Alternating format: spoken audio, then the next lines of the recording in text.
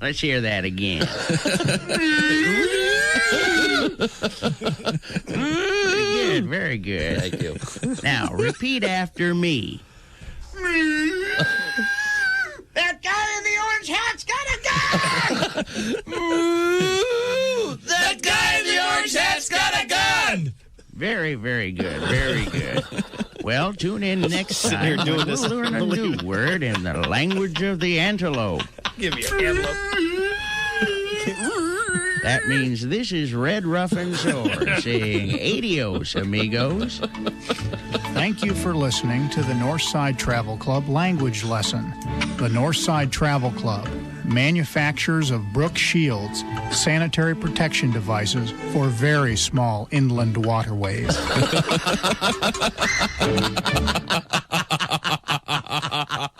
Oh, hello there, Sonny. It's Morgan Freeman. Oh, hey, Morgan. How y'all doing? Good. I'm fine, thank you very kindly. Oh, nice. I understand you have someone there that was talking about men making noises during sexual encounters. Yeah, uh-huh.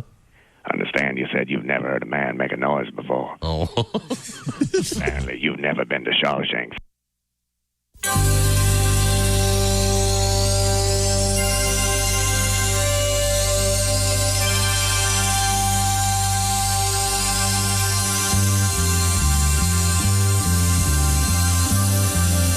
It's the Bob and Tom Show. Everyone enjoyed the unspoiled a cappella majesty of Chicken Dean and all their best. Ba-dum-bum-bum, ba-dum-bum-bum, ba-dum-bum-bum, do-do-do-do-do-do-do. Ba-dum-bum-bum, ba-dum-bum-bum, ba-dum-bum-bum. Well, now they're back and just in time for the holidays.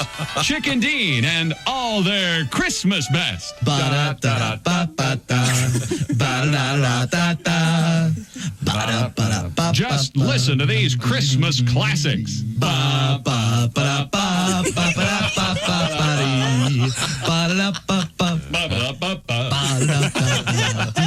You'll get sing-alongs that the whole family can enjoy.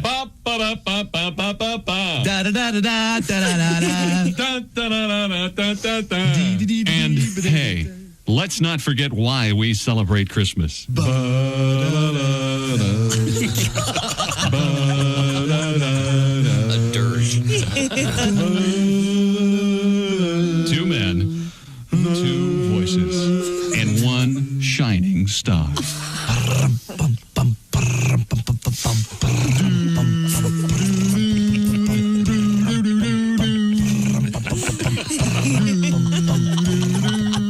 If you order before midnight tonight, you'll get Honky and Hornies clowning around at Christmas. It's just for the kids. But wait, there's more. For this special radio offer only, if you call right now, you'll get Chicken Dean and Horny and Honky. Grandma got run over by a reindeer.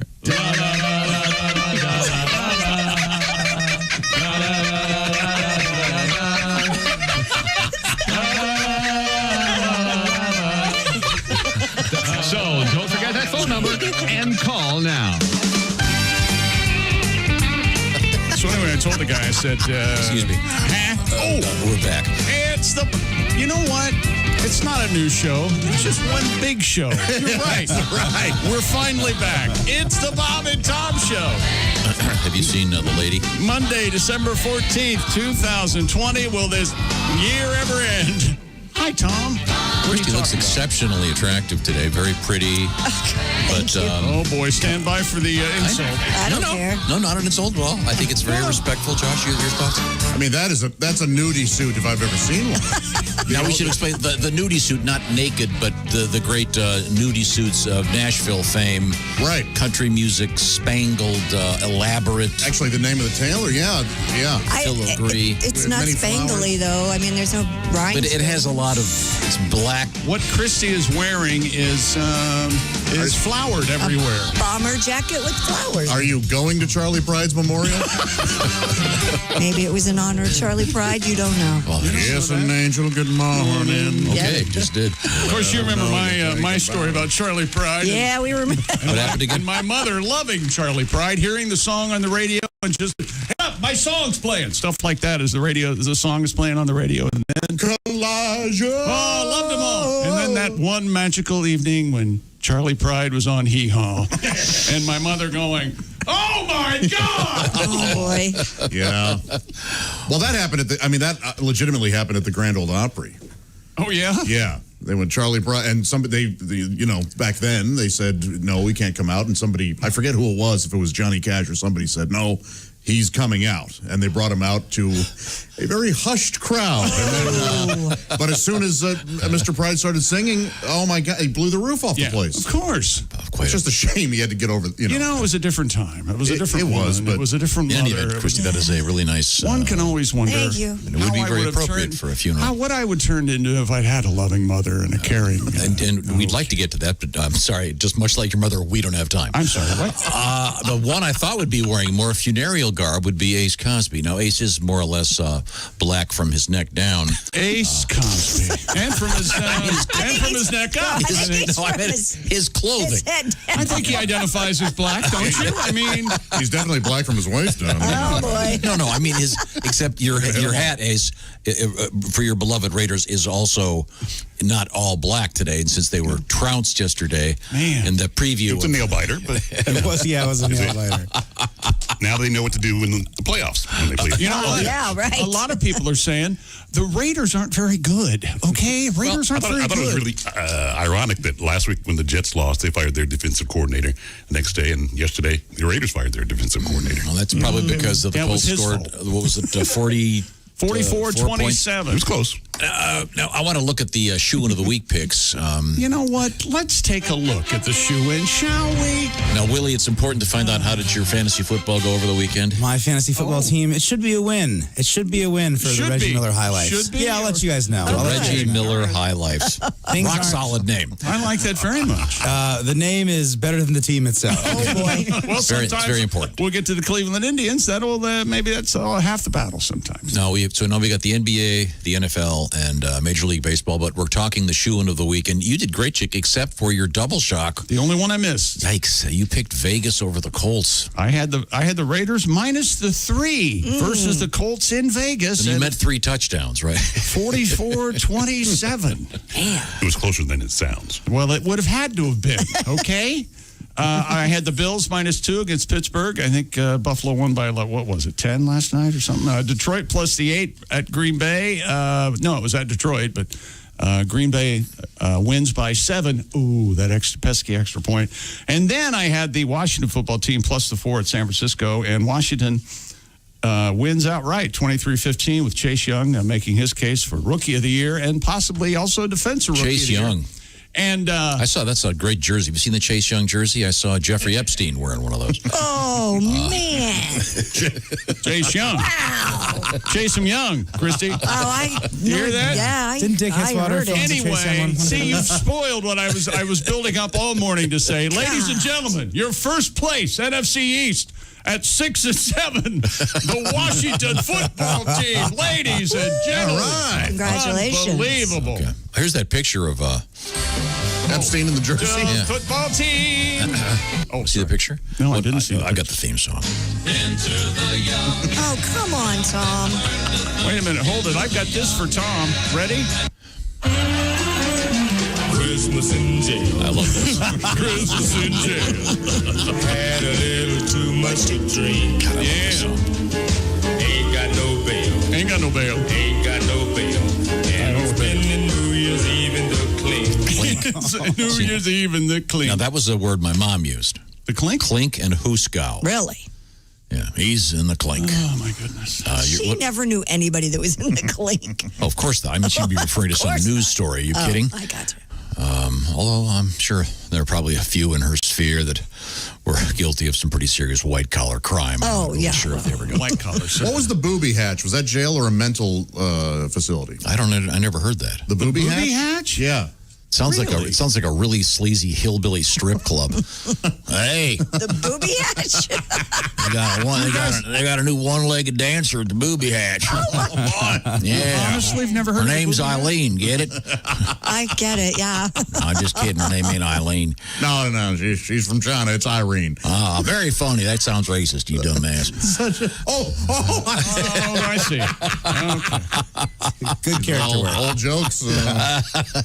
That somebody of a bucolic makeup may tell. Now, today's show will feature some very fine guests, of course.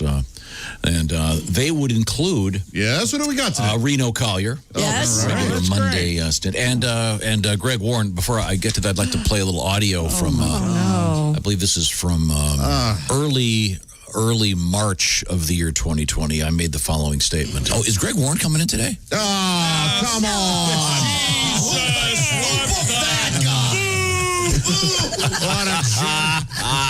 You know, that's like art. I hear something new every time. Yeah, I did too. Yeah. Who booked that guy? Way in the background. Yeah, that's very nice. We'll be talking to Greg via the, what is it, Zoom today? Yes, he's... Oh, we have to look at him, too? Yeah, we get to look. Oh, come on. He's a handsome fella. He'll probably want to talk a little bit of wrestling, I think. He's got some stuff. And he's got his new television special out there. Where do you find that, Josh? Amazon. Yeah. Great. And it's called The Corn is Green or something. Where the cornfield grows or something. Where the Where the field field corn corn- grows. That's right. Where the field corn grows. That's right. I've seen it many times. I'm very familiar Yeah, with the it. Children of the Corn is the... I have it taped. I At can't this wait point, to he'd rather us not mention it. Okay. We're going to butcher it that bad. Very Watch it fun. again. Booby hatch means...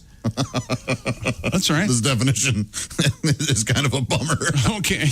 An institution for the mentally ill. Ooh. But it actually means a raised covering over a small hatchway. Oh, that's the Booby Hatch. But I've never heard anyone refer to... The booby hatch? No. Oh, okay.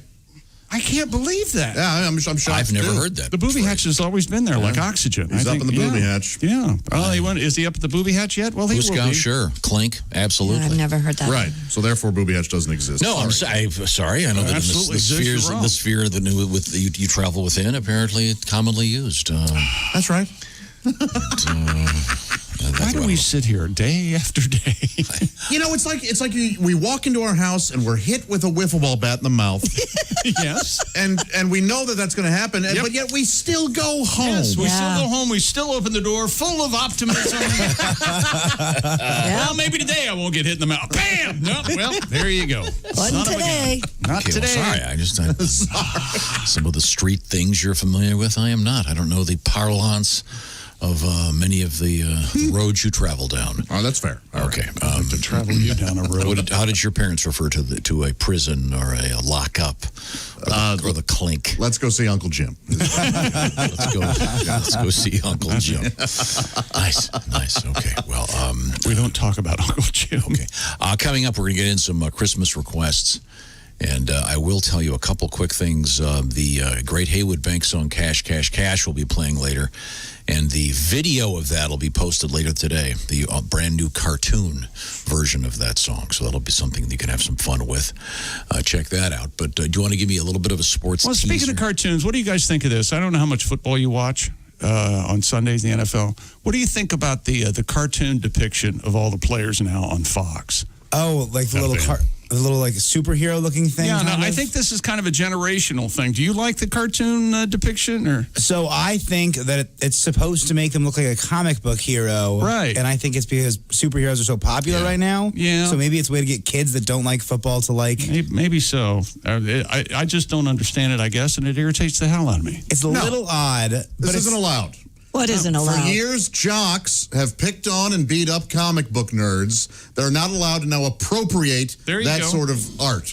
Now, all of a sudden, we're supposed to embrace. Yeah, I agree with Josh. I will say that the thing they're eliminating, which is usually just the tiny little like headshots that they take on media day, and those pictures are usually so awkward. They are. I agree. I think you're absolutely right. The on 6-second all counts. video of those are always the worst, where they're like they kind of look tough. Yeah, Right. It's getting rid of those is great. So Plus, this one of Tom Brady, he looks like he's in junior high school. Look at this one, Willie. yeah, they are kind of funny looking. They are kind of silly. And Well, I'm being told now that evidently because of COVID and this interesting year we've had, they weren't able to take the normal pictures that they were. There we total go. sense. All the and that But I think guess it's makes total they're sense. better. You like them? Okay. All I right. think it's a smart idea. It really is, I think. It makes them look like superheroes, and it's fun, and you've got they're concerned about their audience dwindling away. Yeah, that's true. And this will be one more way to capture them. Little kids especially will like this. They vary in quality. I will say this one. I think we have a different opinion over here. Willie, can you see my screen? Can you see this one? Yeah. Do you recognize that guy? That's Phillip Rivers, I believe. Phillip Rivers. He looks like an aging clutch cargo. Yeah, I haven't seen any of these. Where they have, Tom Brady looks like literally he's in middle school. Oh. But they're cool. I think it's fun. You really like those, huh? It's a smart idea. Okay.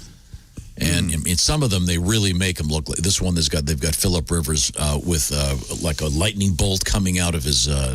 I think they always do. There's like the Fox Sports robot. They always have these little sort of Look, distractions. Daddy, he's a superhero. Yeah. And last night that superhero beat up his girlfriend in an elevator. I think that's a little painting with a rather wide swath of. I think this is what's going to happen. Hang on a second. We don't need these. We don't need kids looking at these athletes like they're superheroes. My God, where are we? I don't know what just happened. I'll tell you what is happening right now, though.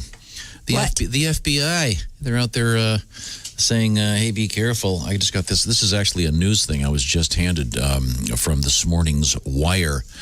Associated Press writes, U.S. government agencies were ordered to scour their networks for malware and disconnect potentially compromised servers.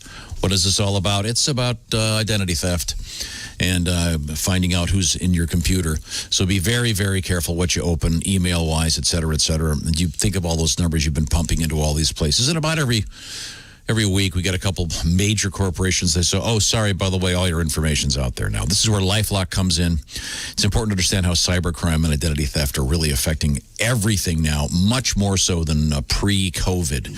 So spend a little bit of money. LifeLock is very inexpensive, and it's designed to detect a wide range of identity threats. So I would certainly recommend you go to LifeLock.com or just call them up, give them a ring. But I want to remind you that you can save 25% off your first year at LifeLock.com with the promo code TOM25. No one can prevent all identity theft or monitor all transactions at all businesses. LifeLock's there to keep you feeling warm and protected during the holiday season. Once again, 25% off LifeLock.com. The promo code, as we call it, is TOM25 to save 25% off the already very inexpensive price. You will sleep better. Also coming up today, more of those stupid monoliths are showing up. And big news in sports, actually, that we haven't talked about yet. Cleveland Indians aren't, as of this moment, are not the Cleveland Indians anymore. Oh, no kidding. Also coming up in the news, two words. Flamethrower drone. Merry Christmas, everybody. When we come back, this is the Bob and Tom Show.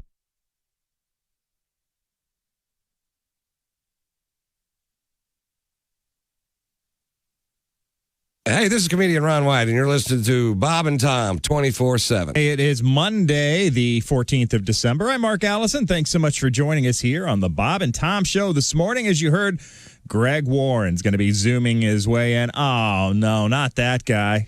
See, I'm playing along. Greg Warren, GregWarren.com. Also, comedian Reno Collier is going to be coming in from Zoom. You may see him on the screen later this morning, and RenoCollier.net is where you find out more about Reno. December 18th at the Walhalla Performing Arts Center in Greenville, South Carolina. And if you're in the Midwest, New Year's Eve, December 31st at the Irving Theater in Indianapolis, Indiana. That's right, Reno Collier on New Year's Eve. The Irving Theater in Indianapolis, Indiana. Both these hilarious comedians on the way. Greg Warren and Reno Collier on a Monday right here on Bob and Tom 24/7. Don't go anywhere. Hi, everybody. Christy Lee from the Navy Federal Credit Union Entertainment News Desk. Dolly Parton is heartbroken to hear the death of Charlie Pride, and even worse to hear he died of COVID-19. She calls it a horrible, horrible virus. Meanwhile, the Country Music Association is pushing back against criticism that he died just weeks after appearing at the CMA Awards.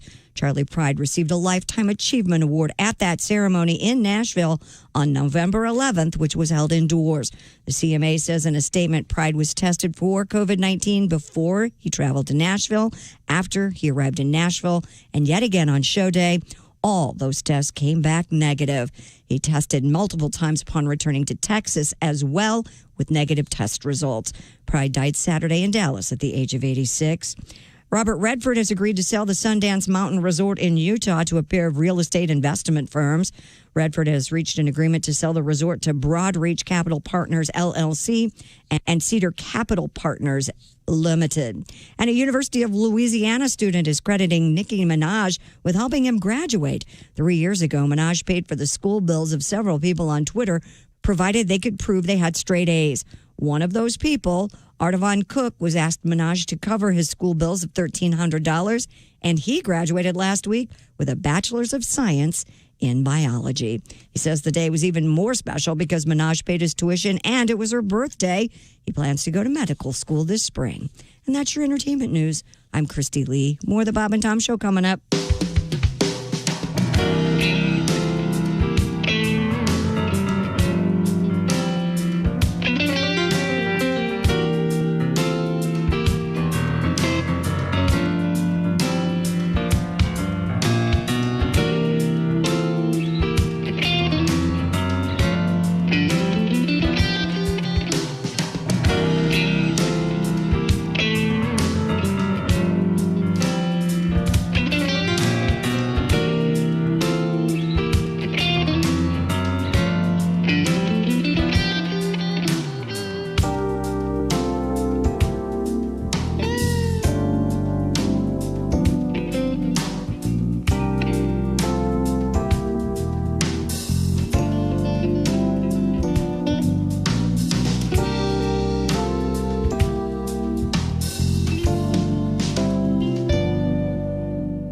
Ladies and gentlemen, Bob and Tom. Hard or soft tacos, Josh? Hard.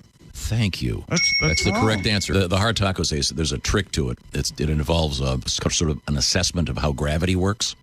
So you have to hold it like this and take your head and eat from the side. Teaching us how to eat a taco. And you know what? Gravity is not involved in taco He's walking eating. us Relax. through it. He's walking us through eating a taco. Here I've been crumbling my taco into a glass. New champagne flavor. Bob and Tom in the morning and highlights all day long. The Bob and Tom Show, weekday mornings at 6 a.m. Eastern on Bob and Tom 24/7. Bob and Tom. For your information, these are two of the worst kids I have ever encountered in my life, and I worked the state fair. We were stupid before stupid was cool. Brand new feature, Biff Whiskey, Frontier Lifeguard. As told by Arnie Whiskey, Frontier Golfer. I should have known. Well, you know, I was a man about town and also at the Whiskeyville Country Club and Salad Bar. Of course, the country club, we have our very own swimming pool. And, of course, we had to have a lifeguard for the youngsters there. Well, we hired a young fellow named Biff Whiskey, and he was the lifeguard, you know, at the pool. Well, this young fellow walks up to Biff, and he goes, "Excuse me, Biff, but what's the best way to teach a girl to swim?" Well, Biff says, "Come here, young fella." He goes, "Now, here's how it's done. First, you walk her slowly into the water, all right? Then you put your arms gently around her waist. Then you rub your hands delicately up and down her arms. Then just got 21 at Q95. It's the Bob and Tom Show. There's Christy Lee. She's got the forecast. Q95 Fox 59 weather brought to you by the CarX Man. Partly cloudy today, high 34. Variable cloudiness overnight down to 26. Cloudy 34 tomorrow. Currently 33 degrees. Thank you very much. Getting kind of Christmassy out there. Could see some snow Wednesday. Getting the Christmas spirit, the Christmas Nights of Lights, and you don't have to mingle with the people because you're in your car at the Indiana State Fairgrounds. It's a really cool thing. I highly recommend it. A lot of fun. Good night. Welcome back to the Bob and Tom Show.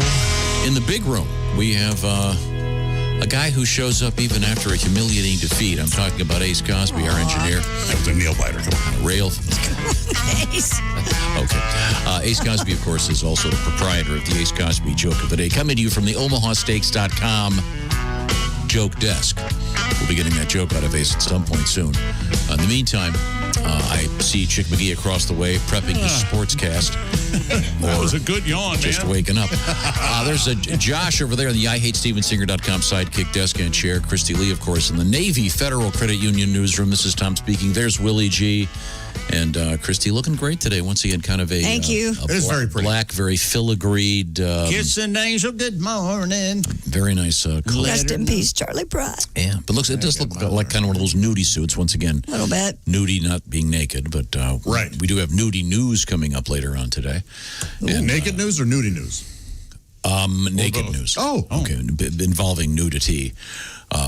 Perhaps. And then we have Mr. McGee at the sports desk. A pretty good weekend for his sports picks show. However, the one you double shocked. I go 3-1 for the week, but the one I miss is a double shock. So that's Double 3-2. the bet. Okay. Trying to be a smart ass, trying to believe in Aces Raiders. And I'm trying to find What out. a mess. What a mess this all is. That means Ace went 3-2, right? Yeah, we are. 3-1. Because you did not double shock your bet. I beat you. Uh-oh. I beat you.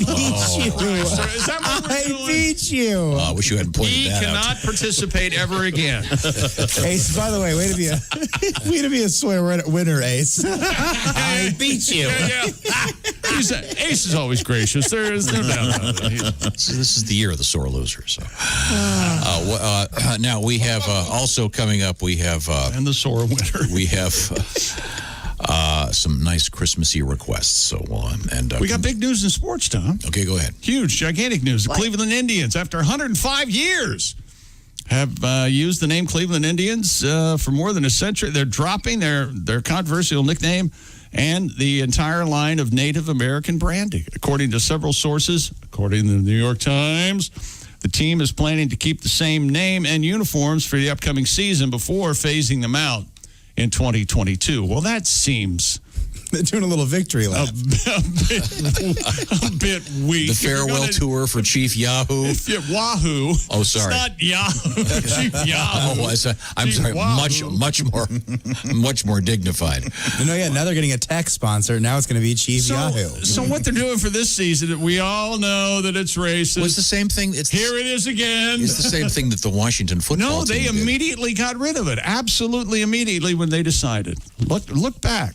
You can't find that R word anywhere except and acres of jerseys in my home. So, and jackets. Well, I hope and they take the next year to meet with some folks from the Native American community and see if they can come up with something that still celebrates. They'll probably come up with something totally generic with yeah, I know, not a tribute to anything. And how about the Cleveland Tribe?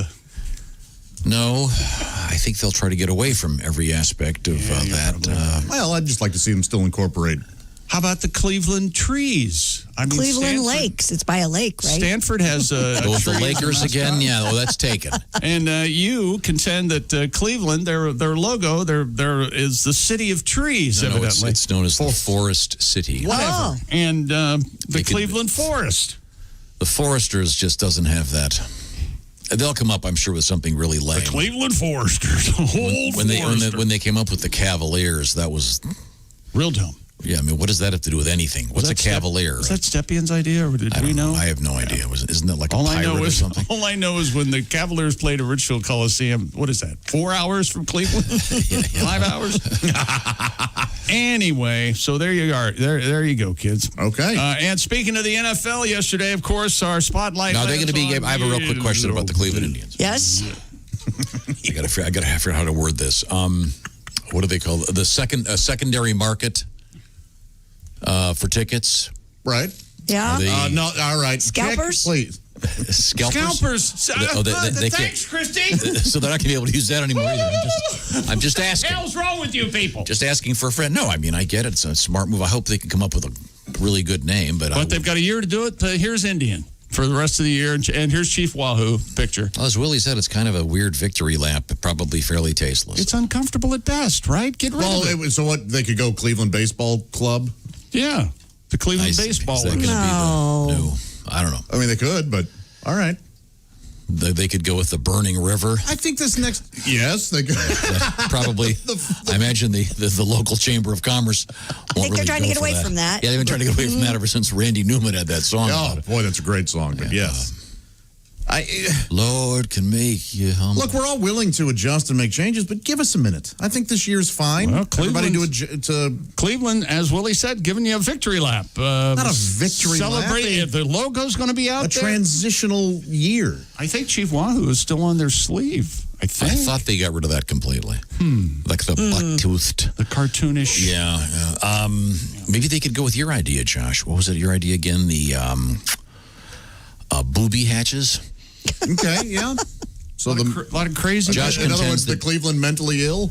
Yeah, you contend that booby hatch is a nickname for a mental institution. Yeah, not just. Yes, I do contend that because everyone contends it. It's not just something I made up. It sounds like the name of a comedy club. No, the booby. It does. I think there is a booby hatch. Is there? I think there is. Because comedy clubs find mental illness hilarious. I can't believe you two weirdos have never heard of booby hatch. How about you, kid? Have you heard booby hatch? Never. I think it's kind of really is it like funny farm. Looney bin is absolutely. Looney bin. I think is the more. Yeah, that's also one. Mm-hmm. Maybe it's because Bugs Bunny raised me. He was my mom. Same here. That's why I know booby hatch. Now, will the Indians have a contest and have submissions? And I don't know. I think they should honor the great history of Cleveland. They could be like the Cleveland, do a Rock and Roll Hall of Fame kind of thing. Cleveland Rockers. They could There you celebrate go. Drew Carey. Everyone could wear the glasses. I like the Cleveland Rockers. Cleveland Rockers. That may very well be it. Chick, that's great. How about that? Yes. They could have John Rocker be their mascot. That's right. You know how somewhat problematic. Hey, clear uniforms. thinking. Look, the uniforms have hoods. Anybody can see the future as Rocker. The future is Rocker. No, Rocker's a complete ass. Well, of course he is. Let's move on. Okay. I think that may end up being it, though, Chick. Something about Willie's right. Someone's probably already Rock and Roll Hall of trademarked Fame. that, and they'll have to buy it from them. But oh, well, that's already started. I'm sure those weirdos. I'm going to make $1 million. Him asking me for this domain. Mm-hmm. I got a baseball team. It's two of my kids in the neighborhood fellas. The neighborhood fella. Anyway, going to the NFL, Tom. They could keep with the Forest theme and go with the Gumps or the Gumpers. Yeah, Cleveland Gumpers. That's not going to happen. In a doubleheader this afternoon, the Cincinnati Reds beat the Cleveland Gumpers 3-2. It's an unusual name. 6-5. It is unusual. Although it does sound an awful lot like Samuel Gompers. Sounds like Who's that? Gompers. Some sort of labor. Yeah, famous Gompers? labor. Yeah, they probably wouldn't go with that. You know, I'm just saying. It might be somewhat problematic. Okay, I'm sorry. If anybody's keeping track, we've landed on Samuel Gompers this hour. I blame you. Patrick Mahomes. My man. 393 yards, 2 touchdowns. The Kansas City Chiefs no more. They're the Chiefs. 12-1 now, earning their 8th they gonna be consecutive next? win. They could be. The Chiefs? Oh. Chiefs, the Braves. Yeah. They've asked their fans, which of course there aren't any right now, but when their fans return, they've asked not to wear Native American clothing and not to do the tomahawk chop. Well, I don't know how you stop fans from doing that in the stands, but they've asked. We haven't learned. If there's anything we've learned during this pandemic, is you can't tell anyone what to do. That's everyone has their own reality, don't they? Right. That's exactly right. So, the Chiefs, their team record 10th consecutive road win and 5th straight AFC West title. Travis Kelce, 8 catches, 136 yards, touchdowns. Mr. Hardman scored untouched on a 67-yard punt return. Packers wrap up the NFC North. Aaron Rodgers, who's just bored and is a magnificent player, and just really you're bothered him being out on the field. Sorry to bother you, A-Rod. Sorry to bother you, A-Rod. Oh, the guy's the best. He just always has that look on his face. You know, look of a winner. Is that what's bothering you? Here's another touchdown. But He does sometimes look like he cannot be bothered. what the hell? I think he is very good. It's his game Aaron face. I told the man is the Patrick to best. take a walk, okay? You get your stuff out of my house. I want your ass on the bricks, Agabon. How long was I out? Okay. Anyway, Packers win 31-24, beating the Lions. Thank goodness I had Detroit +8. Excellent. And Josh Allen, 2 touchdowns. The Bills last night on Sunday Night Football allowed just 47 yards rushing and beating the Steelers in Pittsburgh, their 2nd straight loss since going 11-0. The Bills win 26-15. Stephon Diggs bears mentioning. 10 catches, 130 yards, and a touchdown. Yeah. All right. Eagles stun the Saints behind Jalen Love Hurts, who ran for 106 yards. We've got to start that. Jalen's nickname's Love, right? That's good. That's really good. Jalen Love Hurts. Ooh. Nazareth. I'm sorry, Aaron. Did I wake you? What's going on over there? I didn't know until recently that Love Hurts was not a Nazareth original. It's a cover. Yeah. From who did the Everly original? Brothers, I believe. Okay, yeah. I think you're right. Everly Brothers? They could sing Prettiest Girls. Much different arrangement. Right. Yes, it is. Yeah. Sorry, I was just looking something up. When you mentioned someone named Allen, R.I.P. the great Dick Allen. Richie Allen's dead? Yeah. Oh, come on. I hadn't heard that either. First John LeCar, now this. I can't take it anymore. Yeah. Thoughts on John LeCar? I didn't hear that he passed away. John LeCar dead is Yes, he did. Oh. Yeah. Yep. Yeah, Dick Allen, a great baseball player. Yeah, sorry, I just heard that coming in. You remember Richie Allen for the longest, played for the Phillies, and then I forget who he was traded to. Was it the Senators? Anyway, the last team he played for, before he got traded from Philly, he'd write in the dirt at first base. F you. He did? Really? Yes. I hope the fans would see it. That's a baseball. Nice work. Yeah. Boy. Damn it, Tom. Anything else that's going to bring us down? I'm sorry. He was 89. So sorry. Was he? Yeah. All right. Nice run. Okay. Eagles beat the Saints behind Jalen Love Hurts. Did I already say this? Yes. 24-21. Russell, the Love Muscle Wilson, 206 yards and 4 touchdowns. He sat out the entire fourth quarter. Seahawks 40-3 winner over the... That's right, New York Jets. They're the only team that win 40-3. Alabama could beat the Jets easily. Other winners in the NFL yesterday: Washington, the Chargers, Indianapolis, Tennessee, Tampa Bay, Denver, Dallas, Chicago, and Arizona. And who was the winner of the game over the weekend? A big weekend for Michigan and Ohio State canceled for the first time. What? In 105 years. Yeah, the final score was COVID-19, Michigan and Ohio, nothing. Yeah. But speaking of college football, Auburn head coach Gus Malzahn fired.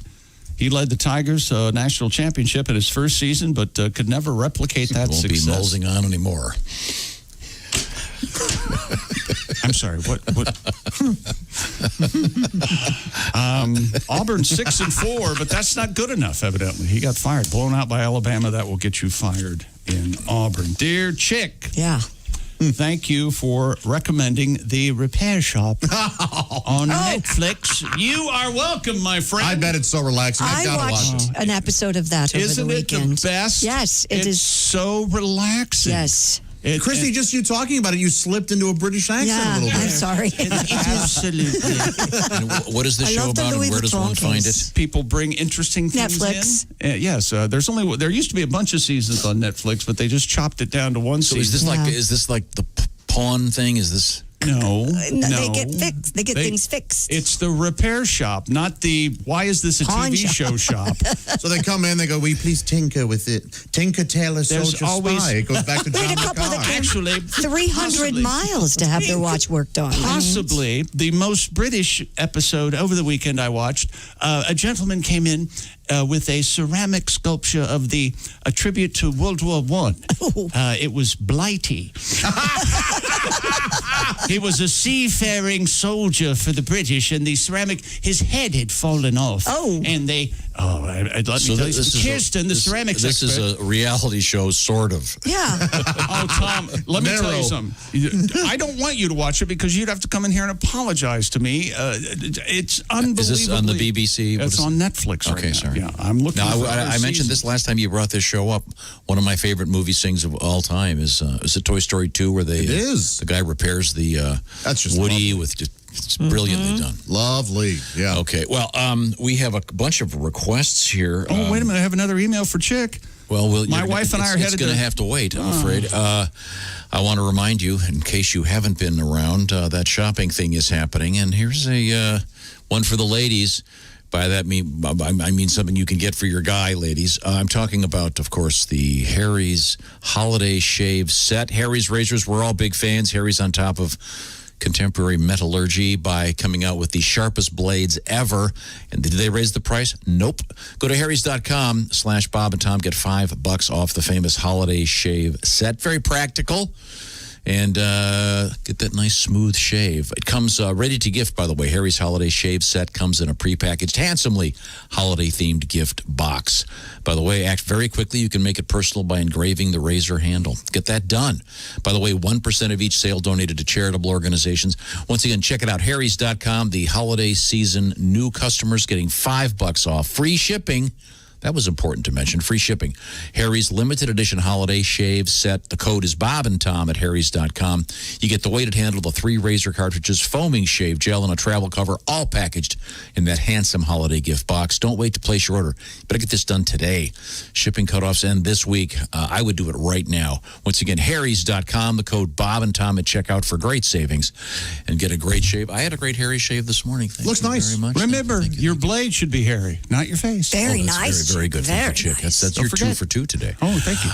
We'll be right back with whatever it was Chick wanted to say, and some very good letters and some requests. This is the Bob and Tom Show. Reach us toll free at 1-888-BOB-TOM-1 or at bobandtom.com. This is the Bob and Tom Show.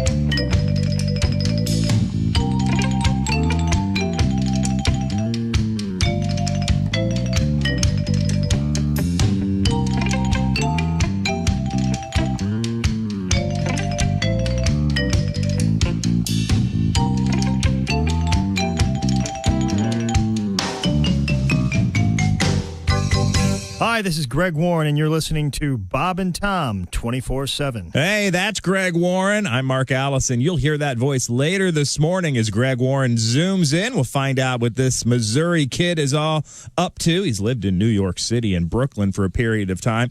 And again, Greg Warren on the way. No neck Nick. Nick ain't got no neck. That's one of his bits. Almost dead on, I'm telling you. More coming up with Greg Warren and Reno Collier on a Monday, December 14th. Socially distance, washing our hands to stay away from the dirty people right here on Bob and Tom 24/7. I'm Chick McGee with your Bob and Tom Sports Update. NFL winners yesterday: Arizona, Chicago, Dallas, Denver, Kansas City, Tampa Bay, Tennessee, Indianapolis, Seattle, Green Bay, the Chargers, Philly, Washington, and Buffalo. Major League Baseball news: the Cleveland Indians are changing their name after 105 years, citing 3 people familiar with the decision. The New York Times reports Sunday night that the team is moving away from a name that has been considered racist for decades. A team spokesman told the Associated Press the franchise has no immediate comment on the report. The Times said the team could make a formal announcement later this week. And in college football, Auburn has fired coach Gus Malzahn, who led the Tigers to the national championship game in his first season, but could never replicate that success. Athletic director Alan Green announced that firing a day after the Tigers finished the regular season with a 24-10 win over Mississippi State. They are 6 and 4. I'm Chick McGee, and that's your Bob and Tom Sports Update. Ladies and gentlemen, Bob and Tom. Hey, y'all. I heard you were talking about selling Christy panties. Yes, sir. Yes. Did you hear the way he said panties? Yeah, talking about them panties. I don't think that's appropriate talk on the radio. I agree. I think Christy, I'd like to apologize on behalf of all men out here. Thank you. And I did want to find out, though, what do you reckon you might charge to wear a pair of my underwear? Right. $500. Is that going to include postage? Yes, yeah. Shipping and handling? And I want extra handling. Yeah, there'll be extra handling. Bob and Tom in the morning and highlights all day long. The Bob and Tom Show, weekday mornings at 6 a.m. Eastern on Bob and Tom 24/7. Bob and Tom 24/7. Frigamall Broadcasting presents another Bob and Tom Olympic moment in history. The year was 1896. Uh-oh. The place just outside of Athens, near the town of Stactontopolis, Greece. While preparing for the first modern Olympics, organizers were forced to eliminate a track and field event. In what will surely go down as the biggest bloodbath in Olympic history, runners from 5 teams were injured at the initial time trials of the 100-meter razor hurdles. 4 of the 5 athletes would never compete again. However, Austrian hurdler Klaus Kleinendorfer went on to be a silver medalist for the women's team as Gretchen Kleinendorfer. Thank you very much for this. Thank you for this medal. This has been another Bob and Tom Olympic moment in history. Sound like Paul Hammett there. Morning laughter just might be the best medicine. I can hear you, oh no. You're talking out your ass again. Bob and Tom 24/7. I just went on a date with one girl, and she was wearing a skirt and a pair of jeans under the skirt. Like she was trying to say, hey, Matt, here's 2 things you're not getting into tonight. Things you hear on the Bob and Tom Show. Like every time you get on the plane, they talk about the flotation seat. Like if you go down, if you crash in the ocean, then this seat will float. 2 planes out of 100 go overseas. 98 out of 100 stay right here. So if you want to make me happy, you show me a seat. 645 at Q95. It's the Bob and Tom Show. That is a great stocking stuffer. I'm a big car wash fan. As a matter of fact, today, I'm going to go again. That's right. I love the frickin' dog. At the car wash, baby. Let's see now. What are we doing here? Oh, I know. Welcome back to the Bob and Tom Show. Once again, I thought Ace would be dressed black head to toe because of the humiliating loss of his Las Vegas Raiders. But no, he's a proud fan. He's sticking with his team. Squeaker. Chick McGee. Unfortunately, and the only one I missed in the world of gambling, who was swing and a miss, who stinko. 3-2 on the season, a robust 38-31 against the spread on the season. It's right there in black and green. Look at that. That's Chick McGee over there. There's Josh. I'm Tom. There's Willie G. Hey. And the lady in the nudie suit-ish thing. Now, again, nudie, not like naked, but nudie as in the designer nudie, the famous. Old Kalijah. Who's the most famous person to appear in one of those? Porter Wagner. There you go. Sure. Yeah. Those filigreed, what's the word? Rhinestone studded. Yeah, but he looked very nice, Christy. Even Johnny Cash's was a nudie suit. He just had it in all black. Oh, cool. Yeah. Cool. I did not know that. Now, we were discussing various things in sports. We've got a couple of requests coming up. Guest today will include comedian Greg Warren, comedian Reno Collier. Yes, sir. Dear Chick, my wife and I are headed to Scotland for the holidays. How about that? We're driving straight south to my favorite place in the British Isles. How many kilometers is it? From Badger's Drift to Snatcher's Cleft. Is this a letter from England? These are practically twin cities. Oh, are they? Oh, I see. Yeah. At Badger's Drift and Snatcher's Cleft, I would say less than 10 kilometers between. What the hell's happening? I don't know. No, I think it's helpful for them. Good. Badger's Drift. Snatcher's Cleft. Of course. You came up with Snatcher's Cleft. I know. I got a letter here from Canada. Oh, what's happening for up doing north? international letters. International. Comes to us from, boy, I hope Randy Lecoq. Or, no, I'm sorry. No, LaRoca. Sorry, Randy. LAROCQUE. I believe Lecoq is that's probably LaRock, maybe it is. Yeah. I'm sorry, Randy. I think Lecoq is a common surname there in Canada. Is it? Oh, Pete Lecoq? Sure. Pete Lecoq. Who's the famous Pete baseball Lecoq player? Jr., yeah. Little Lecoq. It says, hey, lads, love the show. Been listening for years in my small town in Ontario, Canada. We have a couple of sayings you guys were talking about, referencing swear words. Yep. FFS. F. Okay. I'll give you the first and the last. For sake. Oh, okay. Oh, yeah. Love that. FFS. That's apparently a texting code there. When things are really messed up, merciful. Oh, sure. You can throw a sweet in front of that too if you like. Mm-hmm. Really? Yeah. I've never heard Sweet, that one. merciful. Okay, well, thanks for listening in Canada. We certainly appreciate our Canadian and our British and Scottish friends. Is that correct? What language do they speak in Canada? That's always something I have always English, forgotten. French, French, Irish, and parts of it. It depends Canadian? on where it was settled. Yeah. Interesting. Depends on the person, really. Sorry.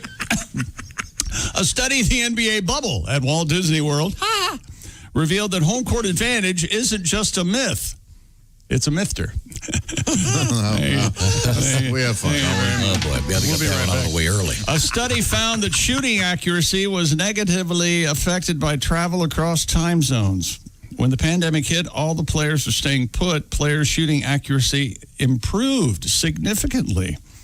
The research was published in the journal Scientific Reports. And someone that works at Scientific Reports just desperate to have someone read Scientific Reports, so they latched onto the NBA. I think. No, it's super interesting. Prior to the bubble, the overall decline in performance appeared to be disproportionately experienced by East Coast teams traveling west. A researcher stated, well, bettors have known this forever. A research stated that most NBA games start at 7 or 8, so when the Knicks play in Portland, they're really starting the game at 11 on their body clock. By the time it's crunch time late in the fourth quarter, it may be 2 a.m. to these guys from the East Coast. Well, it's 11 p.m. for the Jailblazers. Now, are they also taking into account the fact that when on these away games, I remember there was a study earlier, or maybe it was anecdotal research, that they weren't spending as much time out looking for whores because they were now able to find them with various mobile apps. Right. I know we speculated that might be the I thought there was a story. There was an actual study. Did it come about true? that. Did it? That's what they were saying. I thought it was just us being silly. No. It was but also it was obviously when they're on the road, they're not sleeping in their own bed. There's a lot of things to be said for it. Well, you don't sleep in the with whore's the bubble. bed. They had an actual sort of scientific method experiment because they were all in the same place. So it's interesting. I think it's fascinating that shooting percentages went up. I have a question. Now that they're not drug testing for marijuana in the NBA, when a player from the Knicks, for example, goes to Denver, are they going to be worried about players getting high before the game? I think it'll be up to the coaches. Yeah, sure. But I mean, because it's not every state. It would just be when you're playing the Warriors or the Nuggets or, you know. I think these guys have what I would call, well, how would you word this? Dealer money. Oh, sure. Yeah, I think most guys in the NBA know a guy. Yeah, they're getting it regardless of where they are. But they usually have a guy from their high school that's their quote unquote assistant. That, I think that procures their pot, their hookers, whatever. You'll find this in all the professional leagues. The one thing you can't coach for, or you try and sometimes you succeed, but most times I guess you would fail. These are children with money. Yeah. Okay. Yes. And gosh knows what's going to happen when you have kids running around with unlimited income. Now, are the real high-tech gambling guys, do they pay attention to things like, because another thing about home field advantage would be if these guys are married, their wives can keep an eye on them. This has been a thing in the NFL when, the West Coast teams travel east to start a 1 o'clock game. Bettors look at that. Do they look at stuff like, okay, this guy's married, his wife's going to keep an eye on him when he's playing at home, but when he's on the road, right, he's up all night. That's why they play for the home. Ace Rothsteins of the world. Absolutely, look at that stuff. That's why the better records get home field advantage during playoffs. Okay, and then of course you know that I have trademarked home field advantage with respect to bathrooms because I have my new invention that I'm still working on. What's that?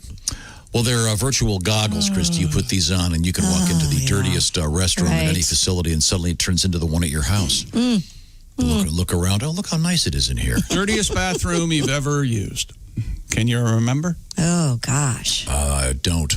I think before, I'm going to say back in the 90s, maybe late 80s, Ohio, the entire state of Ohio, and Tom can back me up on this, had the worst rest areas in the United States of America. Really? For some reason, they'd let them go, and there wasn't funding for them, and they were primarily mostly outhouses.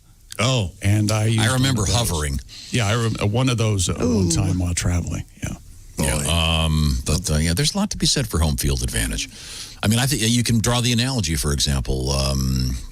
Who hasn't been in even a very pleasant restroom and suddenly the thing jiggles on the door and you go through that. So that can be applied to basketball. We just got to figure out how we can use your app without having to carry around VR goggles. I'm working on that. Yeah. Implanted lenses. Something, yes. Yeah. We laugh now, 20 years from now. You don't have the implant for the toilets? Right. Yeah. Or we could just have people do a better job cleaning the toilets. And I think some sort of spray would help, too, if there was some sort of spray that you could smell. This might be a full helmet. Oh, yeah, exactly. Some sort of spray, maybe something you put in your mouth. Yeah, who knows? Right. Oh, that's nice, too. Have they done any research on how smell affects memories? And Oh, absolutely. It's the number one memory and comfort at home. When you go home, your home smells like your home, and you probably don't even know it, but I'm home, Mm-hmm. That's why you got to get the good candles. We've got all those news stories about candles and also the thing about how some people discover that they have COVID because they can't smell their expensive candle. Yep. It's all out there. Coming up, we have the final, possibly, if I might say, the final stupid world record we've ever done. We have to end it with this. That we can't go. We're at the bottom. That's how stupid it is. Okay, well, we'll find out next. This is the Bob and Tom Show. This is the Bob and Tom Show. Check out the Bob and Tom Show app and let your voice be heard. Our contact info is right there.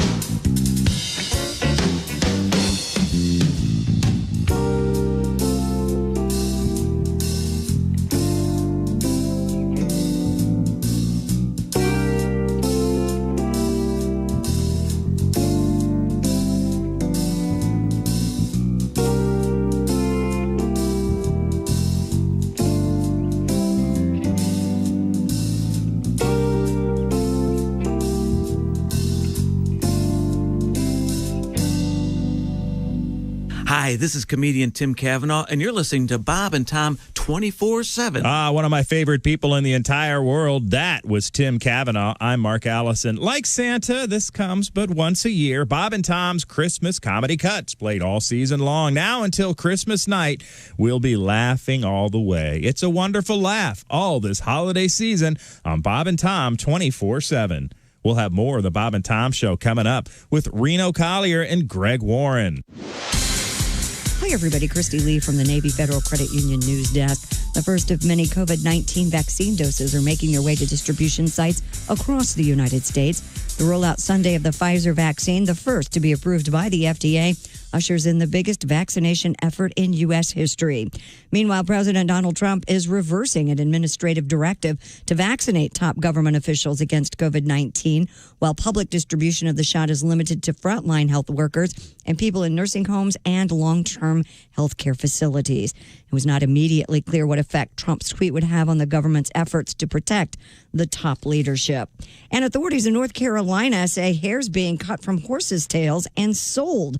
Thefts are being reported by the Nash County Sheriff's Office. In a statement, they said it's received reports unknown suspects have been going pasture to pasture to take the animal's hair. Apparently high demand for horsehair, and they're selling the hair. It's not the first time authorities have reported such thefts. The Camden County Sheriff's Office back in March said thieves had sheared the tail of a show horse named Thunder. And that's your news. I'm Christy Lee. More of the Bob and Tom Show on the way. Bob and Tom 24/7. Rick Schrader is our guest. Rick is a newly married new dad. Yes, I have a 4-year-old daughter now, she's a doll. Her name's Maya, and she's beautiful, but I'll tell you, she's fallen under the sway of the evil purple one. You mean yes, Barney. Barney the Dinosaur? Every morning, I love you. I haven't digested a breakfast in a year for listening to Barney on the those amazing robot Stepford like children they have surrounding him and the realistic portrayals of kids. Now, hey Barney, let's clean our room and then pray. They get these kids. Off the Mouseketeers directly to Barney, and it's amazing. The kids love Barney. Mm-hmm. They love him. Oh, yeah. That's going to be the next Waco type disaster. Barney and his followers in a Quonset hut outside Dallas. Sharing means caring, Billy. So strike the match. Next thing you know, polyurethane Barney suit goes up like tinder.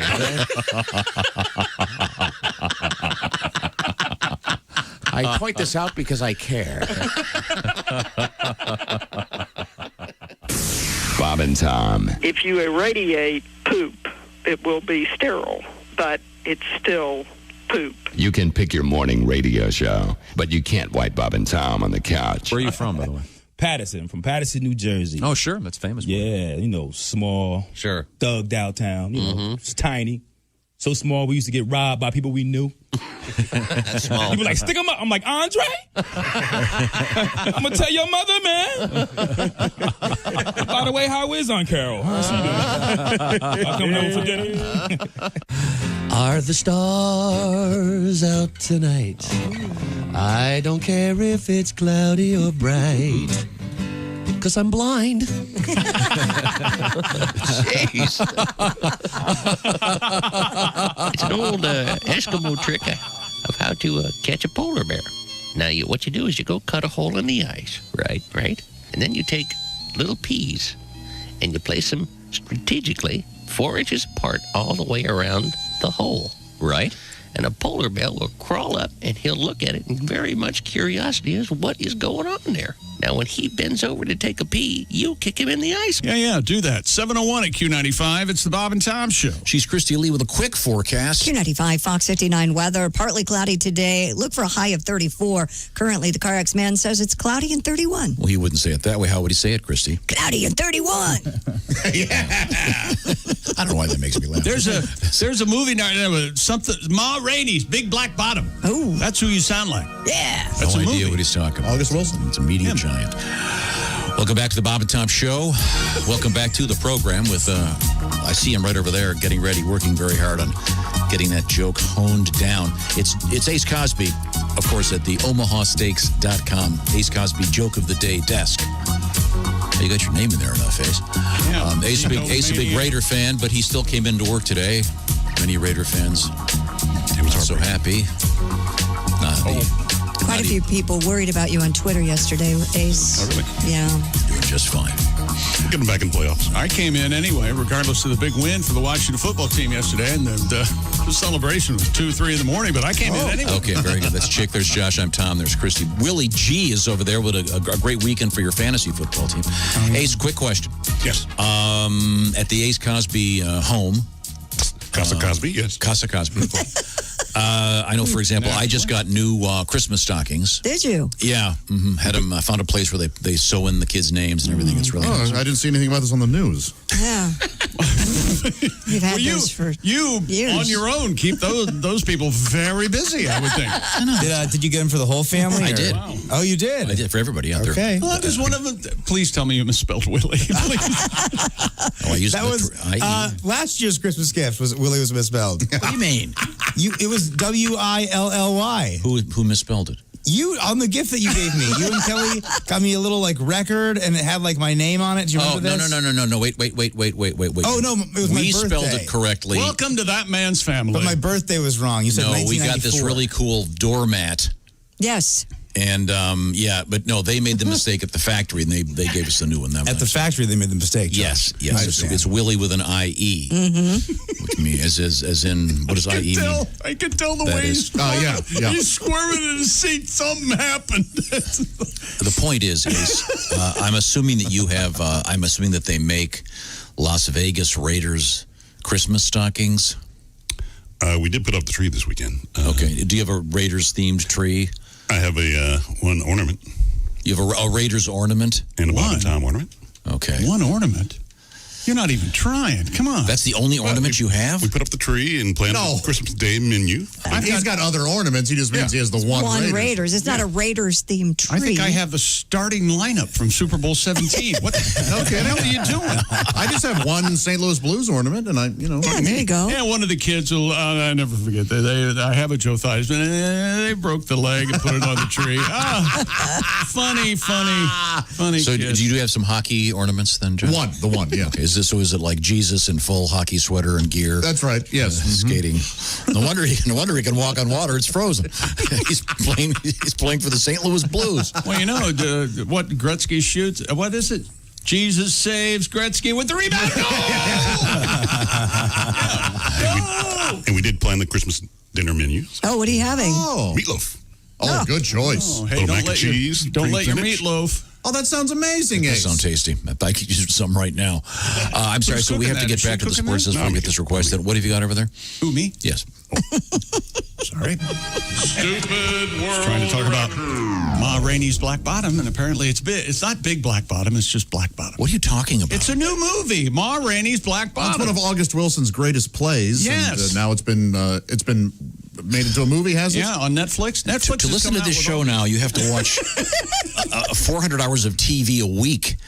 Well, what do you do? I do things. He doesn't do anything. And caringly and sensitively put your Christmas stockings together for your children. The thing is is, that what you're doing instead of taking advantage of this amazing entertainment we have flooding into our I didn't watch any Chick television. is definitely, you're at the extreme end of watchers. That's right. And Tom and I would argue, are at the low end of we don't watch as much. That's right. You ever notice that people on television are never watching television because they're doing stuff? Why is that?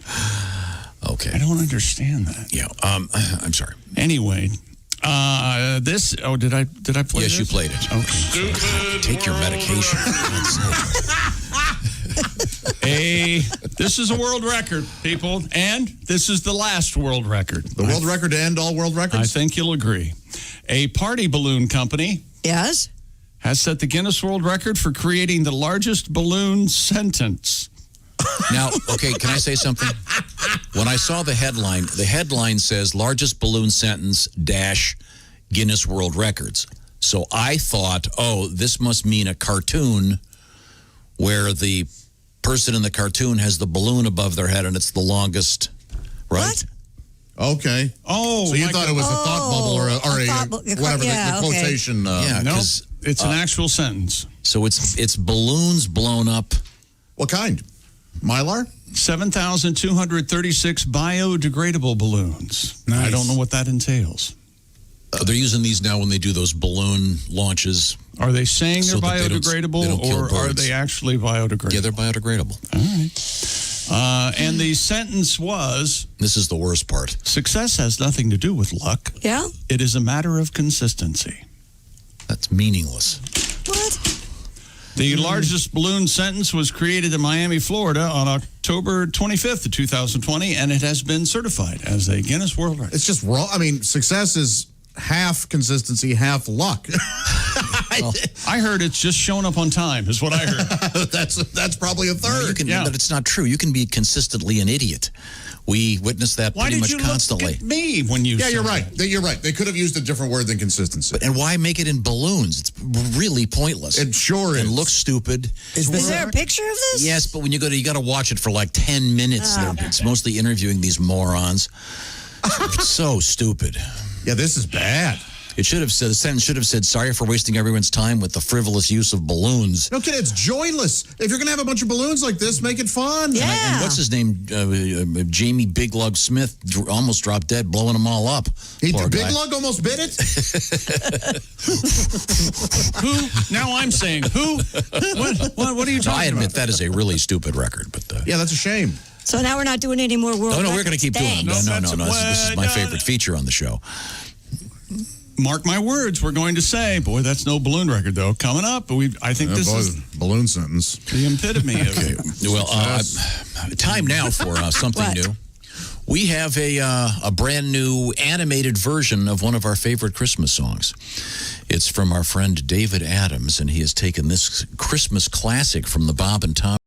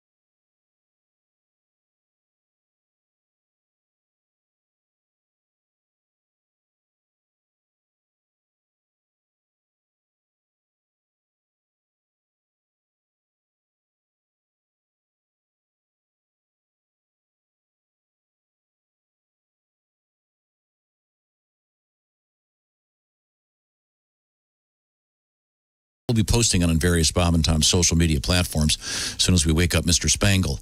He's, of course, our mysterious web What is dude. he? I'm not sure. You know, when I think of Spangle, I think mysterious. Yeah. Yeah, he's He hasn't been in this building in like months. Oh, no. We haven't seen him since. See? Does he know said, is there anything positive about the pandemic? Yeah. Does he know that his office has been completely taken over by other people? I think so, yeah. How many people are going to find this out when this is over? They go back to their office. Where's all my stuff? I get my mail there now. It's great. No, I heard something weird. I've never heard this, and I should have by now. Did you know that there's a company that if somebody gets fired, this company will go in and take everything out of their office very carefully, box it up, and take it to them? Oh, no kidding. So that if that's a great idea. That is a great service. But I mean, because think about it. If you're the employer, you don't want him in there anymore. You fired him. And if you're the fired, you don't want to go back in there. They fired you. They usually just let you take one box, right? Or get your things and you take 5 things and leave. But I didn't realize this. The person telling me about this had quite a bit of stuff. And they got fired? Somebody got fired? Yeah. Oh, sorry. No, it didn't involve radio, but I mean. I bet it cuts down on gunplay, too. It didn't involve radio? No. Yep. Oh, so there's the one. I'm sorry. So there, I'd never heard of that. You ever been escorted out of a place? No. Because you've been fired? Have you? Yes, I worked for a pharmacy benefit management company for a little bit. Ooh. And because I had worked with what they considered HIPAA, well, it was HIPAA information, they said we have to escort you out of the building because you were once privy to certain information. And it was weird having two human resources people on either side of me. I suppose it was probably that file folder that said chicks in this office on birth control. It probably got you fired, huh? You know, I've gotten fired once, and I was fired for doing what I do now every morning. Not being a smart ass.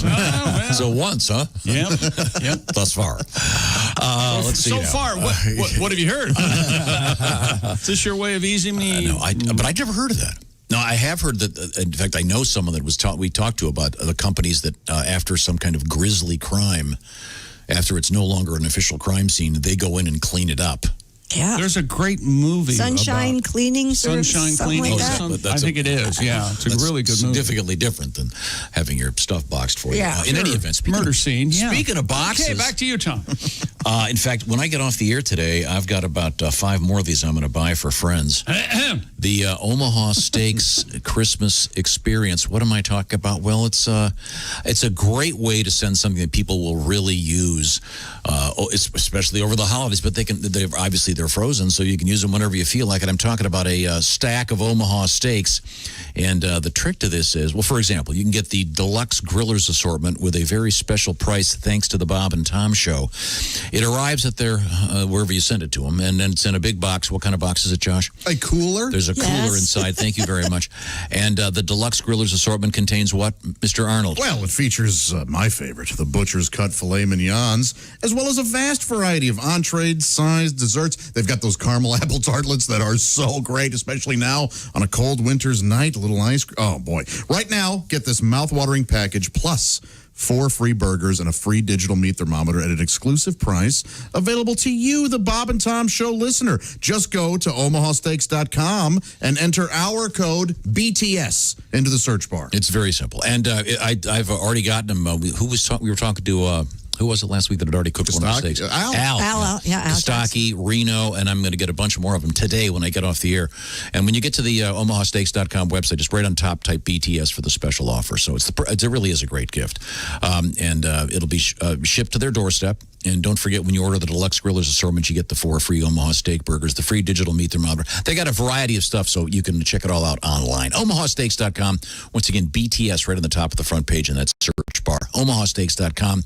Of course, they're also the proud sponsors, most days, of the Ace Cosby joke of the day. Admittedly, some days the jokes aren't all that well done, but I prefer my steaks rare anyway. Thank you very much, Ace. omahasteaks.com. BTS is that code. Thank you very much. Coming up just a few minutes, something brand new. Very excited about something very brand new and very Christmassy from the Bob and Tom Show. This is the Bob and Tom Show.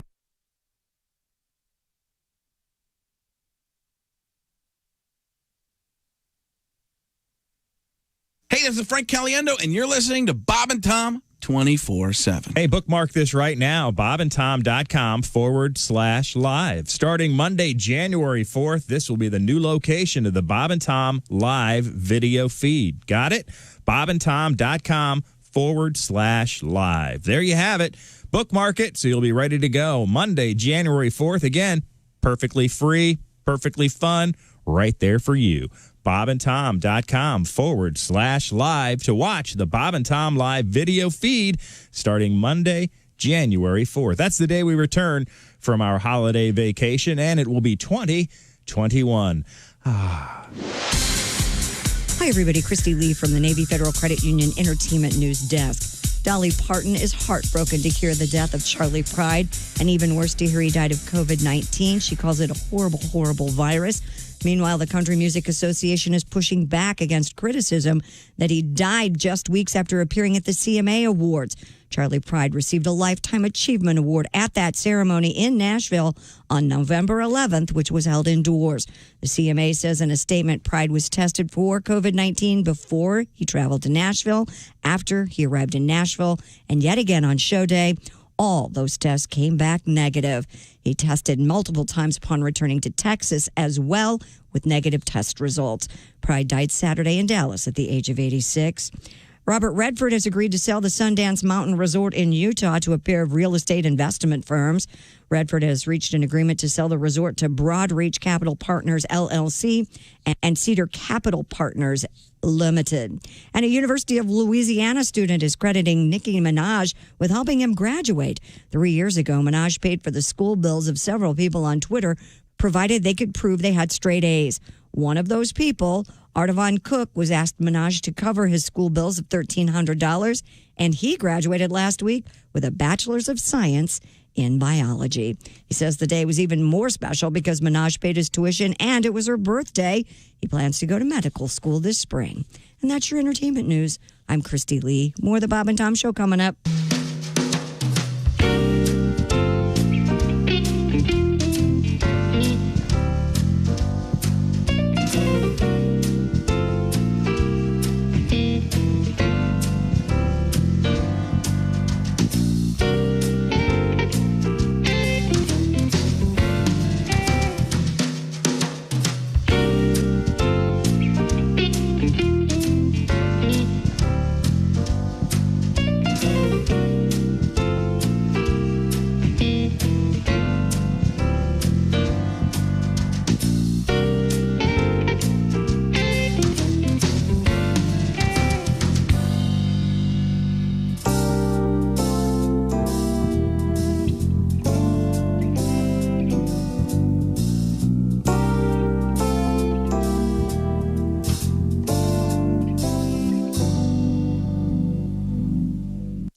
This is Bob and Tom 24/7. Well, let's get a serious tip from you. When you get pulled over for a traffic thing, what's your suggestion? What do you do? Just be polite. Yep.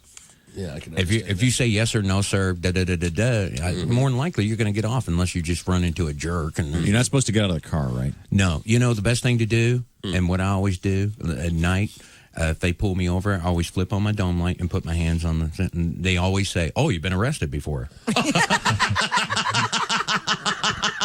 And I go, "No, I'm an ex-cop." And then all of a sudden, everything just moves. Now, how do you prove you're an ex-cop? Do you have some kind of special signal? I just say I make more money now. Mm-hmm. And they know that you're. They know I'm. I see. Okay, good. I'm so doing that. Tell them I'm an ex-cop. You don't ever say you know a cop either. Oh, really? Because then the automatic response is, "Yeah, I know him. I hate him." Oh, well, they must know the same cop we know. Wow, that's sad. That's the automatic response. Oh, really? That's the worst thing you can say. But I got a friend that's a police officer, so I have a free pass. Yeah, right. You can't pull me over. I'm assuming I can go on with my life. Hey, I give it the police fund. Does that help if I have the bumper sticker in the car? No.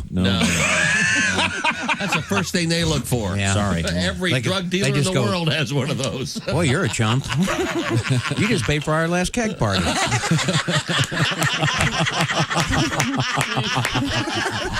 Hi, this is Nick Griffin, and you're listening to Bob and Tom 24/7. Joining us in the studio, comedian Larry Reeb. Now, Larry, you are from Chicago. You just got a great Chicago accent. Well, originally I'm from a little town, Dwight, Illinois. It's a farm town.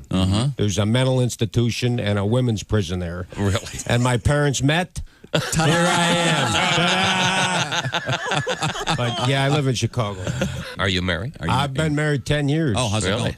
Good. I think us guys need good women, don't you? Women keep us in line. Sure. Oh, yeah. That's why most axe murderers are single. They were married, their wife wouldn't put up with that. Put that axe down. You're not chopping anybody. You have to take the guard. 722 at Q95. It's the Bob and Tom Show. By the way, there's kind of a global, and I do mean global, problem right now with Google. It is down, so it's not just your house, ladies and gentlemen. World? It's got the blues so bad. Yeah, so keep that in mind, and that'll give us an opportunity to have some fun. Christy has a very quick forecast. Q95 Fox 59 weather brought to you by CarX. Partly cloudy, high 34, 31 now. Nicely done. Welcome back to the Bob and Tom Show. Let's do a little shuffle, shall we? Oh, that's nice, Josh. Do it again. I like that move. Shuffling? Oh, yeah, that's good. That's Josh Arnold, ladies and gentlemen. You'll find him at the IHateStevensinger.com sidekick, desk, and chair here in the Bob and Tom studios, featuring the sports desk with Chick McGee. It isn't just any engineer over there. It's the legendary voice, a man who's seen more than 200 KISS concerts. It's Ace Cosby at the OmahaSteaks.com joke of the day, desk, and control board. This is Tom speaking. Willie G, W-I-L-L-I-E. Son number 2. Right? 2? Yeah, 2 out of 3. Thank you, Ryan. Then Christy Lee looking great today with her black suit with the sort of filigreed. Are those flowers on there or amoebas? They're embroidered flowers. They're very nice. You do look very nice. In the Navy Federal Credit Union newsroom. Josh, Josh, what were you going to say? I'm trying to have a nice vacation. Don't want to spend it with lawyers. So I'm shut up. Thank you. Something about your boobs. I'm wearing the good bra today, Josh. I know you, and I've complimented you. Everybody played cool. All right, let's see. Where was I? We got something brand new. We do? Yeah, something brand new and all Christmassy. Very excited about this. Play it. I'm going to. This is, Josh is just killing it this year with his band. What? As you know, Josh Arnold and the Consensuals. Yes. So I'd like you to give this a serious listen, please. All I have to do is find it. Here it is, ladies and gentlemen. It was there all along. There's a technical issue I'm dealing with. I don't believe you. Right now, ladies and gentlemen, it's Josh Arnold and the Consensuals. Please give it a listen. Hi, I'm Josh Arnold. You know, when the holidays roll around, I tend to snack more. And well, I'm beginning to look a lot like Santa. Every time I eat, my beard is growing long and white. These red pants are getting tight. Pass me the butter, the gravy, and the meat. He's beginning to look a lot like Santa. You think so? Watch his belly grow. Leave me some milk and cookies, please. He's splitting his DVDs and shouting, ho, ho, ho. I ate a pizza or two and a bucket of stew and a stack of gingerbread pies. An eggnog shake and a juicy steak and a basket of greasy fries. And now it seems I'm blubbery in my buttocks and my thighs. I'm beginning to look a lot like Santa. That's what the kids all say. And they all want to be Sitting on his knee and riding in my sleigh. He's beginning to look a lot like Santa. And that's okay with me. He has no self-control. I'm moving to the North Pole. 'Cause that's where Santa should be. All jolly and plump and Christmassy.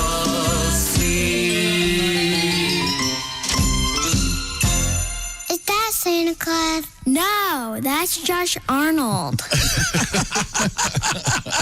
Oh, my goodness. Got the girls on there. I love The it. next generation coming in. Willie will get to play that in another 20 years and go, Hart, remember when you did this? Josh Arnold and the Consensuals. And Hart will be doing news.